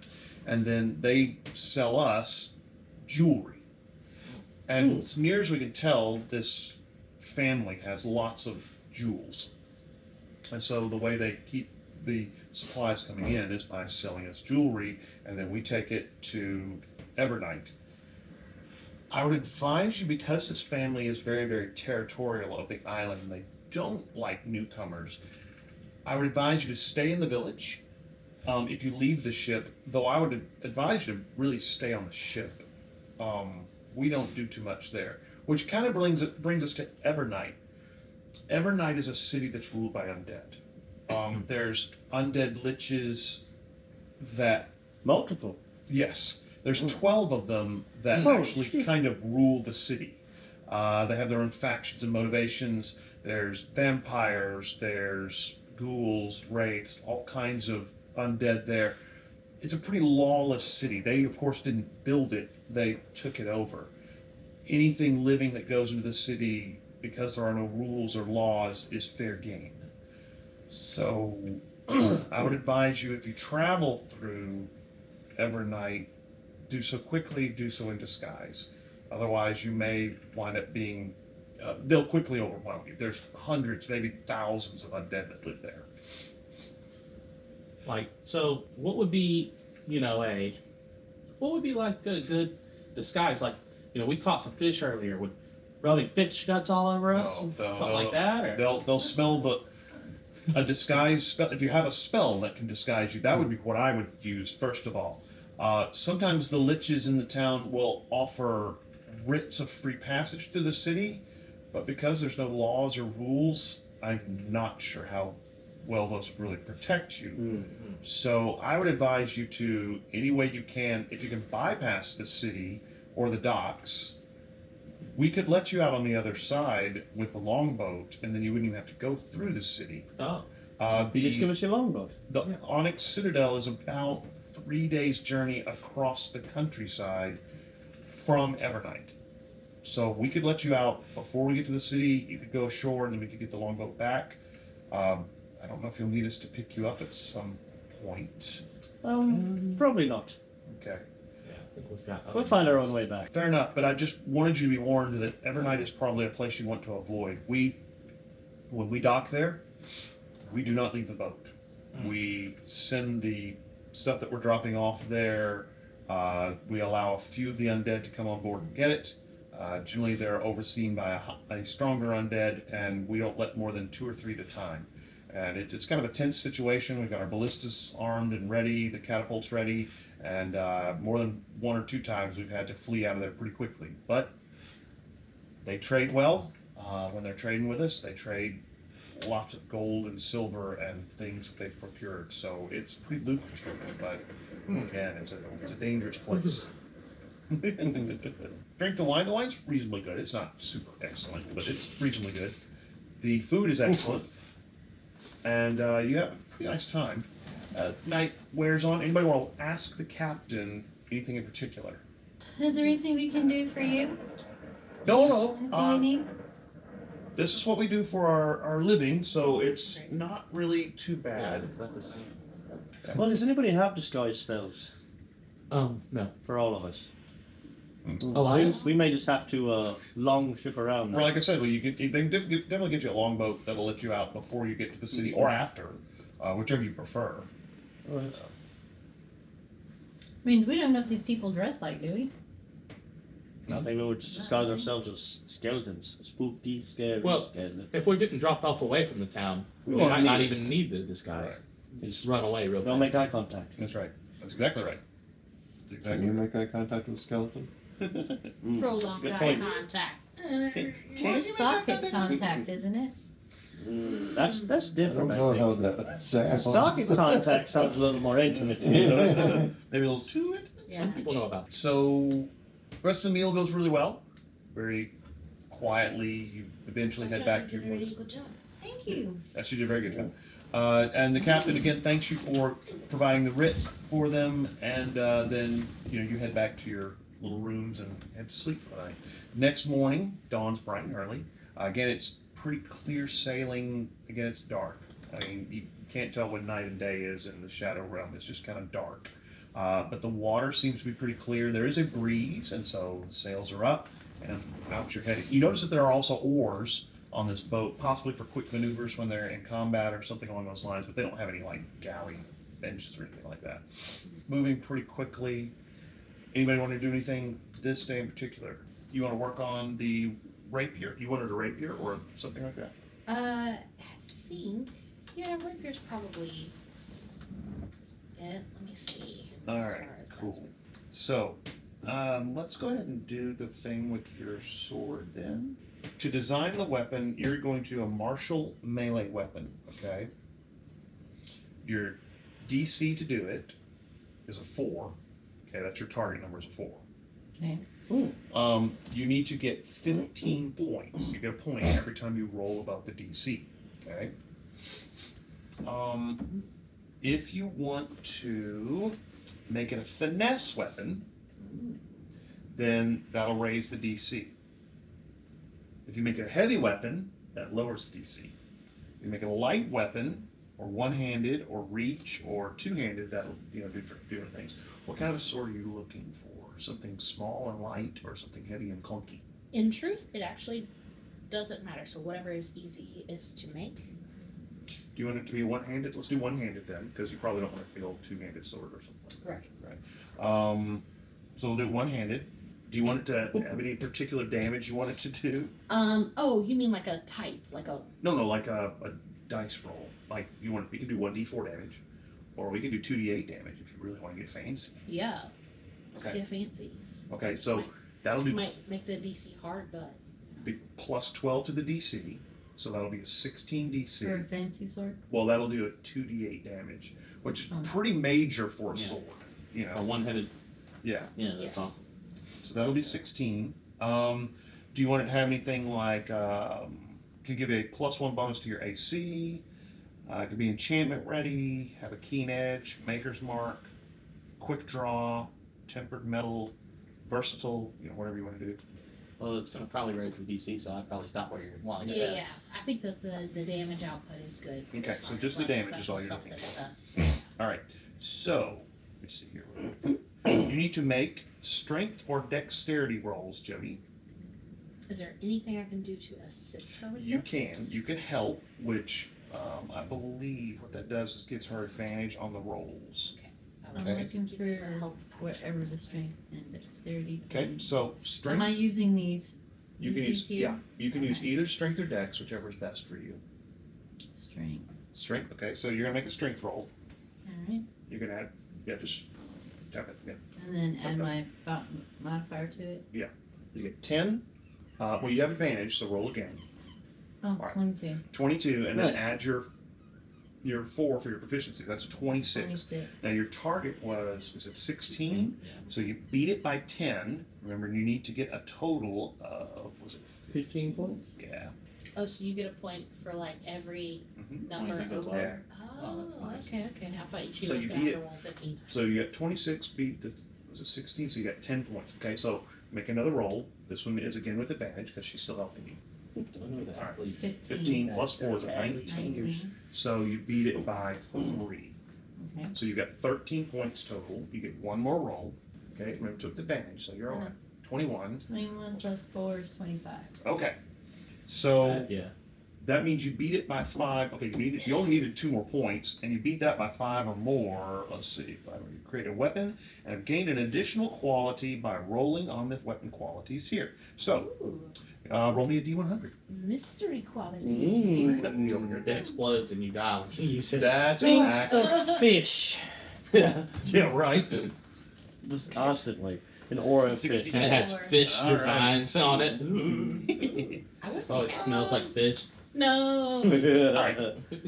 Maybe we So what should you get leave it. is beautiful. All right. Ooh. The weapon is particularly well crafted and instills awe in those who see it. Oh wow. The blade comes out with this really pretty kind of swirling water effect to it. It's really, really sharp.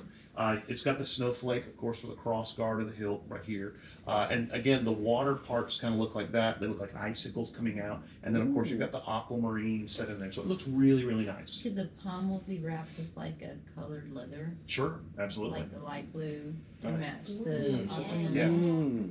Well, Love it. yeah. And it's kind of a silvery sword. And remember, it does 2d8 damage. So it's Yeah. really, really sharp. I would say it's probably a long sword. Okay. So 2d8 damage longsword. All right, so that takes you 2 or 3 days to get all that kind of put together. You're working with the little forge that's in the bottom of the boat. It's also next to the carpentry place where Jethro is making your butter churn. Yep. And so you guys are down there working. Several of the sailors are kind of intrigued by what you guys are doing. Here's this big old Goliath working with wood and cutting things and planing things. And then here's this little tiny gnome that's working a hammer with a water genasi helping her, and so they're a little intrigued, but the sword turns out really almost better than you had hoped, and so you're like, oh, this is really cool. Well, The- no, better than I hoped. Hopefully, better than she right, hoped. right. I like to imagine the way that I was helping her is that like I had a towel that I was imbuing with cold water to just like wipe this off. Yeah. there you go, there you go. Making sure the quenching oil doesn't boil or spill. You know, hey, liquid, stay in the bucket, right? Yeah. Just keeping her temperature Yeah, regulated. there while she's you go. in. There you go. And so they're really impressed. Several of the sailors are like, oh, I might have a knife like it. Does ever make a knife for me and stuff like that? And she cooks, dude. Is she married? Wipe her off. Yeah. Maybe we should Bolt keep says the same thing. Yeah, when he right. says it. Maybe we should keep Like, what's going on? Satra goes, I'm spoken for. Right. That's right. Even though he doesn't know it yet. Right. Yes, Anyway. right. So- no, she says he's spoken for. That's right. Mhm. Wait, what? Yeah, there you go. We gotta find a. Sancho's got lore. We gotta figure out. I already have my man. That's right. He just That's right. He's just he doesn't know it yet. You stop off on Graven Island. The cargo of foodstuffs and stuff like that is unloaded, and then a few small locked chests that probably contain jewelry and gemstones and stuff like that are brought on board. They're taken to the captain's quarters. Not that anybody doesn't trust anybody on this boat, but they just don't even want to give them the chance to do something shenanigan. So they're taken to the captain's quarters. They're locked up in there, and you're probably put into port where you take a little more water, a few other local foodstuffs, not a whole lot, just something that you can eat, and then put out to sea again. Captain is pretty happy with how things went smoothly in Graven, and then you begin the trek towards Evernight. Immediately you notice that the water gets a little more rough.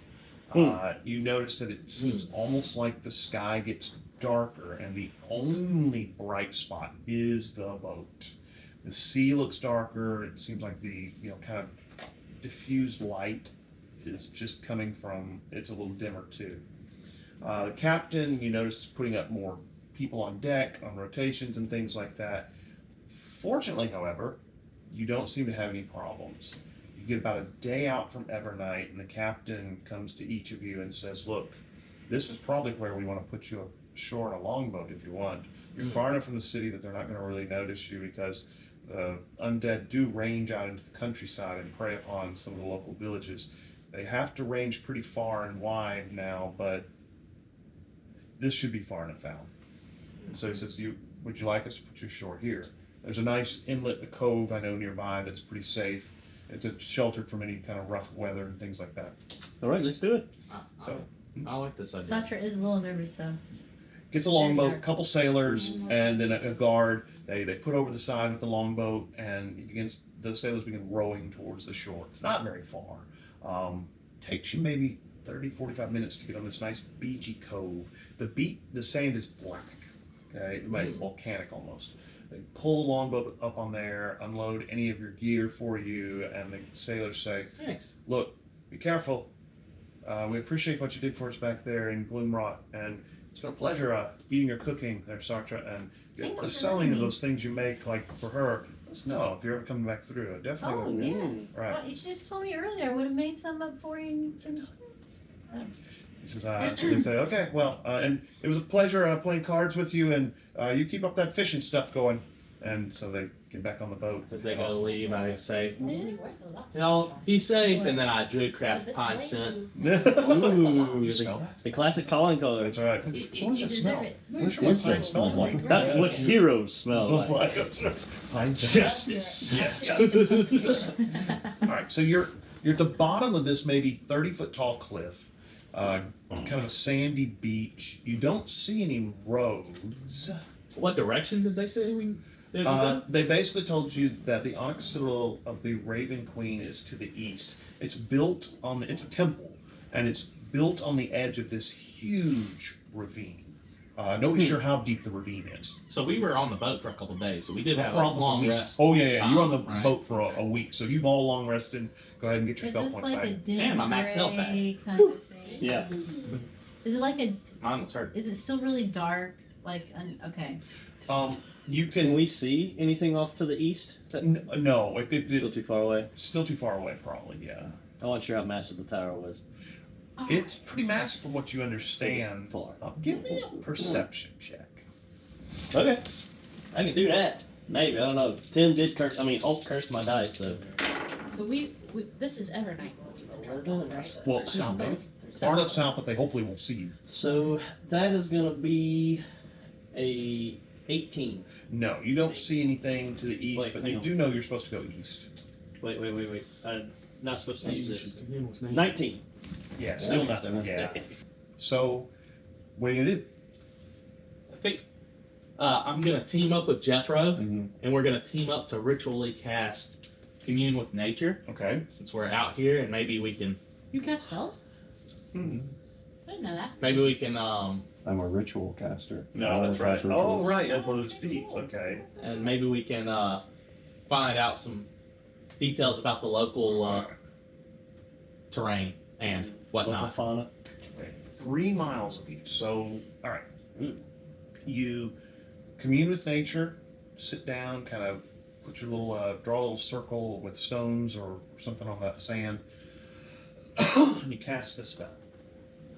The immediate feeling you get is that this area is just tainted and wrong. And you can detect probably about maybe 5 miles north of you, just on the edge of your perception, the dark, festering wound that is Evernight. It's just a terrible place. I mean, you're only supposed to get about 3 miles worth of range, but it's so strong you can feel it. It's like just the nastiness creeps out 2 miles from it. It's just gross. But you do not get any sense of where the Onyx Citadel is. Okay. You do, however, sense that about half a mile to the east is a road that kind of follows the coastline, and then turns east. It continues to Evernight, but it also turns east, going somewhere. Seems to be well traveled. I don't know if that's a good thing or a bad thing, but we relay this information and to the group Okay. and say, well, I guess we can start finding our way east, right? That's the way we're supposed to be. Right. Yeah. All right. You So- climb to the top of the cliff. It's not too hard of a climb. It's normal rock and things like that. Anybody who's having trouble, you can definitely help them up. Nobody falls or gets hurt. and you begin trekking across what seems like kind of a low. It's almost like moors, like you would have in England, but it's not wet or swampy. It's just kind of low scrub grass and brush. You don't hear any animals. It's eerily quiet. But of course, you never really heard a whole lot of animals in the city of Gloomwrought either. Mainly, what you heard was weird noises of barking dogs off in the distance or screaming cries or something like that. But this is just quiet. It's just there's no birds, there's no nothing, and you're used to natural sounds around Stonegate. It's just weird. You don't see any trees off in the distance. It's just what looks like miles and miles of kind of short grassland with little brush bushes on it. About an hour goes by and you reach this road. The road looks like it's kind of a dirt road, and it's kind of well maintained, probably by the people passing on it. As you follow it for another maybe 15 minutes, you see where it continues north to where you sensed Evernight, and then there's kind of a turn where it heads to the east. There's what looks like the ruins of maybe a building at this joining of the two roads. Little stone building, the roof has fallen in. Is it getting pretty late? Would this be a good place to set up, you think? You'd probably get 2 or 3 more hours in. Okay, Yeah. let's keep doing it. All right. So you head on down the road. As you're passing by this little stone building, yes. Well, before we go any further, can I cast a silence spell It doesn't move with you. on my cart? It doesn't move with you. I think silent spell is once you place it, it's there. Fixed in Um, place. So you pass by this stone building. It looks maybe like an inn, but the walls have fallen down, the roof has fallen in. It doesn't look like anybody's used it in a long time. But if they're this close to the city of Evernight, probably anybody who did run an inn here has long since been eaten or left for greener pastures. Less dark pastures? Yeah. Right. Something like that. So you head on down the road. Quiet. You don't really see any travelers. Again, you wouldn't see any travelers this close to Evernight. And you notice that the ground is rising kind of slightly as you go towards wherever you're going. You travel for about another 4 or 5 hours, and you're beginning to get tired because you've been up for probably 16 hours or something like that. It took probably about 10 hours to get here on the boat. And so you're beginning to get a little tired. You don't see any water. You don't see any really trees. It's just kind of open area where you can bed down. But you could probably actually take some of the scrub brush and light it on fire if you want to have a cook fire. Of course, having that much light in this darkened Such a dark place place. might be a bit of a bad idea. But if you haven't seen anybody around you, so it might not be a bad thing either. I should have water in the alchemy jug. Yes, you can. Yeah. So you get ready to make camp. Anything in particular you want to do? I want to put a long bit of rope that encompasses us Okay. and put some dangly jingly bits on it. So if Alright. anybody crosses over, we can Sure. hear them. That's good. And disguise it pretty well so they don't see it. Gotcha. Make me a survival check maybe for that. Or Oh. what would that be? Sure. But what about sleight of hand? Can you- Sleight of hand I'll work with. Yeah, that's fine. No problem. It's not great, but fuck, you really did curse my You're dice. welcome. I got a solid 7. I thought that was your normal rolls, anyways. Yeah. No, hey, not last Sunday. Yeah, you were killing it. That's Last for sure. Sunday, Yeah, this is all Five the- dat 20. This is that replacement for all that. Yeah, Yeah, all yeah. the So has been used up. you set up what looks like a little kind of alarm spell thing. Seems like it's set up pretty well, and you guys are gonna set watches, I guess, or no? Yeah. I think that'd be good. Okay. Yes, indeed. Each person could take a 2-hour watch, or actually an hour and a half watch, and still get 8 hours of sleep. No big deal, because there are 6 of you. So you head to bed. Are you gonna cook anything? Make a fire? What? Well, I don't want to make a fire because that would attract people Right. to it. But I have some stuff I made with the leftovers from the cooking I'd done in the other place, so that would be Just eat something cold. granola Yeah. bars or Okay. some Sure. kind of. So you eat a little kind of a cold meal. It's reasonably refreshing, and have a little water, maybe whatever else you packed, and you bed down for the night. Rotations of shifts of watch. Everything's pretty quiet. Watches go easily. Again, it's a little hard to maintain your focus because you can just kind of feel the land sapping your energy and thoughts away from you, but you're able to maintain them. And wake up after about 8 hours of rest. It's still dark out. I mean, it's not daytime, and pack up and start heading down the road. About halfway through the day, you notice on the horizon what looks like maybe mountains. You're not sure. And between these mountains is what looks like a speck of white. You're not sure what it is, but that seems to be the direction the road's going. You're thinking you will probably reach it before the end of the day. Okay. You continue traveling, pretty quiet. About another 2 or 3 hours, you see off to the right of the road what looks like a pile of kind of tumbled down black standing stones. Kind of like Stonehenge, but maybe not in as good a shape. And if you have Stonehenge is not in good shape, so these are even worse. Not really sure what that is. It's probably the first sign of human, habitation that you've seen since the little inn that you passed. But you continue on down the road. Towards the end of your trek, again, it's dark. You really can't tell when day and night is. You notice that you are beginning to definitely go up towards, maybe not mountains, but they're low hills. And on the other side of these low hills is just black darkness. It's not, you can't even see the horizon. It's just absolutely black. And sure enough, right at the edge of this darkness is this what looks like maybe a large building that is made of maybe white marble or granite or something, a lighter stone.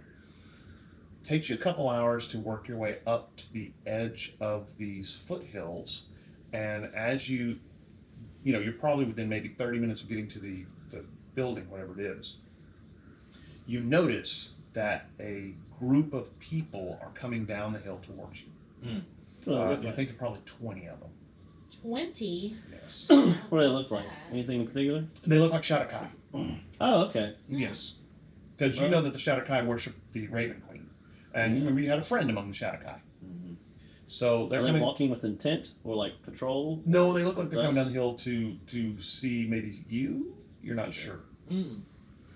As they get within about 30 feet from you, well, as they get within about 100 feet from you, yes, sir. Oh, I just You once wait. they get close, I'm like, hey. You notice one particular guy come forward, and it is your friend Oh, who was Great. taken away by the ravens. Mhm. And he says, "Well met. The Raven Queen would speak with you." that's excellent. Great. How have you been? Need to speak with Better. So That's good. if you'll follow me, he looks a little nervous, a little leery, and as he turns and says, "Follow me," the other group of Shadowkai spread out around you. Okay, so there's 20 of them kind of spread out around you. They kind of get you hemmed in on the road. Well, follow our I'd friend. like to do like an insight check Yes, ma'am. on his demeanor. Jethro, I'm gonna push my He's better. cart to you, and then my car on your shoulder. I'm glad that you did. I'm gonna climb on your shoulder. Glad you spelled it better. It was bad. I mean, he was a weird guy when we first met him. Yeah. Just Jeez. I want to take that one girl's memories. I just feel a little nervous around these tall, scary people. They're pretty tall and scary. They are. Yeah. You done an insight check? What'd you get? 5. You're not sure. He Yeah. seems very guarded in what he's doing. Remember, he was carried away by ravens when you got there, so you may have not been a good time for him. You're not sure. You got his shit wrecked. It could be. 30 minutes goes by, and as you get closer to this building, it seems like it's about 30 or 40 feet tall. Very kind of wide building. Looks like there may be a tall tower towards the back, but you're not sure. Huge dark gate that's open in front of you. Looks like it has a portcullis, big wooden black wood doors. Walking, everything's open. As we're walking for 30 minutes, Mhm. because it was like a little ways away or however long it was, I'm gonna try to break up some conversation. I'm gonna be like, Zero. They So, guys? will not talk. These guys, and every time you look at them, they kind of look at you and narrow their eyes askance, and they don't say a word. You get the feel you're not sure if they're really. It's that they don't like you, or it's just that they don't want to talk, or they just give you very negative vibes. That's what I would say. they at least acknowledge your presence. Though. Yeah, they do. Yeah. They do. They do. as soon as they acknowledge my presence, I still just go, I got any cool pets or anything? But just, Nothing. I mean, just nothing. any cool wild animals around? No, actually, no wild animals still. Have y'all seen a rhinoceros? Yeah. I started the breeding program for rhinoceros back in Gloomwrought. Yeah. Nothing. Not even. We come back here 30 years, rhinoceros. Overrun everywhere. Yeah. Like the hippopotamus is from in South America. Oh, yeah. American. Yeah, it's so funny. Anyway, Was it Pablo Escobar? yes, Yeah. and they're a nuisance now, and they're what Oh. hippopotamuses are. They mean. kill people, man. Yeah, they're not cool. So you go underneath this gateway. You can see above you there's like dark openings that would be like murder holes where they could rain down death and destruction on you. In front of you there's another gate, another portcullis. You go in and you come out to this nice courtyard, but all of it is cobblestone with what looks like, you realize it's not marble, it's onyx. I mean, it's actually precious, semi-precious stone, onyx. In fact, you start to realize that the entire building's built out of onyx, which is worth quite a bit of money. Mm-hmm. In the center is this fountain that is spewing this kind of black liquid. You don't think it's water, you're not sure what it is. Every once in a while, you'll see sparkles and motes of light in whatever this liquid is, but they're always kind of just fitful, glowing lights that quickly wink out, almost like lightning bugs that just kind of sparkle and gone. They take you past the fountain, through another set of large doors into this antechamber where there are guards standing on either side of this fourth large door. And Slintel looks at you and says, "The Raven Queen wanted to speak with you immediately when you got here. I'm to stay with you until she summons you." And the other 20 guards kind of just file out, and the door closes. Eyes lines. And Thanks for the escort. yeah, it's pretty much Door it. closes, kind of turn back. Nice punch. And Slinto goes, "Yeah, something like that. Sure." And he looks again really, really nervous and uncomfortable. Is everything all right, Slintel? You seem a wee bit jumpy. Yeah, everything's fine. Sure. That's good. Sorry, I told the Raven Queen about you. I'm not sure if you wanted me to or not. Well, yeah, we need to come talk with her. Okay, good. I'm glad we're okay, at least. Good. I'll put like a nice warm hand on his When you do shoulder. that, he kind of jumps a little bit and then kind of relaxes a little bit. He's really tense. So, You'll be all right, bud. You had us quite worried. You I put a left small warm hand very on his knee. abruptly. he says, "Well," slap him on the butt. It's all right, Those are bud. real close. He looks at you and he says, "Yeah, that wasn't by choice. The Raven Queen collected me and then wanted to know why I had brought outsiders to her realm. So I explained your situation and she was Elated? intrigued. That's even worse. Intrigued. So she said she would be glad to meet with you and speak. As long as she wow. isn't triggered, Yes. then Uh, that's fine. maybe you could work something out." Mm-hmm. I'm very hopeful. Terribly hopeful. Sorry if the Raven Queen sort of primed the conversation for us. Could be worse, right? Mm-hmm. Yeah, this all seems like a positive. Mm-hmm. It's I'm gotta seeing nothing. I'd bad be about positive what's it's going to be on. great. Yes. I'm not pessimistic about this at all. Are you okay, actually? You know what they say, fake it till you make it. Yeah, that's right. That's what I was hoping you would say that. Because otherwise, I was worried. In a dim and dour place like this, you have to be in a positive attitude. Yeah. Unless it's consume you. He Yeah, says, Slintel. well, she's ready for you. You're not sure Great. why. Yeah, so he walks over to the door and pushes it, and the door soundlessly slides open. In front of you, there's what looks like maybe a bridge that leads out into this absolute darkness. And it's maybe not a bridge, it's a long ledge that just goes out there. There's railings on either side. They're about Okay. 3 or 4 feet tall. Push you approved. And right. And at the end of it is this, you can see what looks like a mask, maybe like a no mask, like from Japanese, acting. And swirling around it is these ravens in the kind of cloak-like shape. And when the doors open, the mask turns to look at you, and the ravens kind of form themselves into, I guess you would figure, a woman's body with kind of a cloak falling behind it. And he opens the door and stops and then gestures for you to enter. All right, What? take a step in. Yep. You step inside, the doors close behind you, and you begin walking towards what you assume is the Raven Queen. As you get closer, it's probably about 50 feet from her. Kind of do a little, Your Majesty. And in your mind, you hear, one who observes the rituals of their home. Be welcome.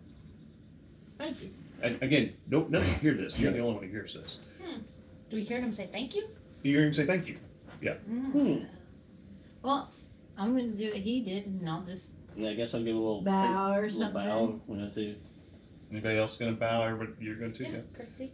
And in your mind, you hear, Jethro's like, the rest of you, except for Jethro, hear, because please, he's tall. He's thank you safe. for your politeness, especially since I have something that you need. Please approach. And so you get closer and closer and closer to her, and you realize that she was far away from you. She's probably 40 feet tall. Ugh. Huge. This mask is probably like this big around. And behind it, you can see what looks like kind of these glowing blue eyes. You're not really sure. And so you're looking up at her as you get closer and closer and closer, even tall for you, because you're a tall guy. And she says, so, and this is all in your mind, and all of you hear it now, you come seeking something from me to help you with a problem in your world. That's right. What Oh, can I do for you? Well, we need to kill 2 gods.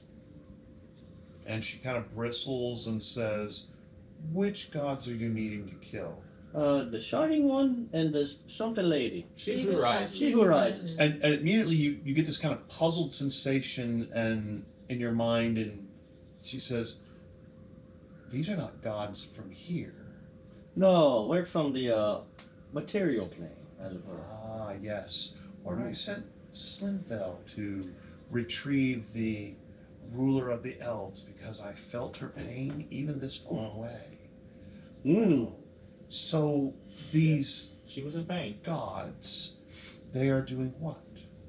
Well, they're kind of taking over our city and ransacking it. We don't take kindly to that. Causing a great deal of grief and destruction, I think. Yeah. I would say Sure. generations worth of grief and destruction. Oh, well then why would I want to stop that? Pain and suffering is something I enjoy consuming. Perhaps I should come and bask in this wonderful food. I would say that the pain and suffering of people who are used to pain and suffering pales greatly in comparison to the pain and suffering of someone who has never known it. And if we make them suffer for you, I think that their suffering would be so great because they do not know the taste of it. Are you speaking of the people on your plane, or are you speaking of the gods you wish to kill? The gods. Oh, I would much rather come and feel the suffering and pain from the people you are trying to protect. There's probably hundreds of them. I can only Oh no, we're a imagine. very small village. It's like 40 maybe. I can only imagine. And if these gods conquered your entire world, Well, they're not that strong. I don't even know if they're They want gods. to People do just think they're gods. she says, They are children. I don't think I can help you then. I think you're on your own. Well, what could we do to maybe get a weapon to kill gods? What do I need from you? Or just want? That is an excellent question. Years ago in the Shadow Realm, there was a group of giants that ruled before I came. And gradually over time, they were destroyed. Not by me, by themselves. And their suffering was legendary, a great feast for my senses. If you traveled the Shadow Realm, you would find their ruined castles across the realm. But there is one particular castle called Kazakhturu that I have never been to because the last of the Shadow Giants, their king, still wanders its halls. He is the last, and as he wanders these halls in absolute madness, his madness drives away the pain and suffering. Madness is not an emotion that I enjoy. It's just confusing. And his madness spills out into the other countryside, again disrupting what I tried to do. Kazakh supposedly is over a great hoard of treasure. Many people have gone to Kazakh to claim it. None have returned. If you go to Kazakh and destroy this king of the shadow giants and bring me his axe, I will give you a weapon forged to kill gods. And when she does that, she reaches and does kind of this long draw, and this sword appears in her hand. It's a long sword, maybe a great sword, you're not sure. And the blade is completely made of stars. It's black with sparkling stars in it. I audibly go, ooh. She looks at you and says, "Oh, you have a sister to this sword on you. Something that devours the souls of those it slays." And in response, I'll just bring it out. And she says, "Ah, yes, a minor copy of what I carry. For I carry the sword Black Razor, and I will lend it to you. But when you are done, I will recover it." Only lend? Yes. This is one of my badges of office. You cannot keep it, but I will let you borrow it to defeat the godlings that you seek. What does it do? Oh, Black Razor. Yeah. Well, you know that his sword will devour souls sometimes. This sword devours any soul that it kills. They are completely annihilated. Oh, they're And annihilated. Also gives you some of their powers temporarily. I mean, oh, I can't do that. Even if it's for a short time, if we can rid our plane of these things, it might be worth it. I have a question. Yes. It's not an important question, but a curiosity more like. If a person is being possessed by a god and you fell them with this sword, whose soul does it take? I would assume both of them. There's probably not much way that the sword would differentiate between them. Though you could discuss that with the sword and make a deal with it. Oh, deals on deals. Right. All right. Oh, it's like a sentient sword. Well, yes. Oh. It's a Oh, part the of good me. ones are. It's a part of me. Okay. Oh, this giant, he's not particularly a bad fellow, is he? Particularly what? A bad fellow. Oh, insane shadow giant wandering through the halls of his castle for hundreds, maybe thousands of years. Yes, he's pretty bad. Okay, so he's committed crimes and whatnot. Well, yes. All right. I can make my peace with that. And so then the sword just kind of, she turns it sideways and it's just gone, And so she says, "Well, then I believe we have a deal. If you follow the foothills of this vast gulf that I live on the edge of, north, 3 days' journey from here, you will come to Kazakh. Have Now- you any horses or maybe something to get there faster for us? No, those creatures do not survive very well in this area, sorry. Okay. But I think that would be, if you can bring back the giant's axe, we will call that even. Okay. And any treasure you find in Kazakh, you may, of course, keep. Very generous of you. Well, I have no need of treasure here. Memories and pain are what I enjoy. Are there any other creatures we can expect in the halls of the Mad Giant King? Probably. I would expect lots of other creatures, but probably no more giants. Right. I might have a slightly faster way for us to get there once we get out of here. Does it involve plants? It doesn't. Oh. You sure? What about sheep? All right, well, I guess we're off. Well, good luck and safe journeys. And if you see any other ruined castles, I would advise you to avoid them. And the standing stones, definitely avoid those. And you notice that the mask actually kind of smiles in an eerie way. Oh. The mouth opening actually changes shape, and she turns back to the void, and the ravens kind of turn back into the cloak that swirls around her, and you get the feeling you're dismissed. All right. We'll go back towards Slytherin. The slither. Yeah. You head back down this kind of arching bridge, well, whatever it is, towards the doors, and the doors open, and Slinthel's standing there, and he says, "Ooh, you made it back, and she didn't even devour any of your dreams, or feelings, or, well, you have made a deal with her.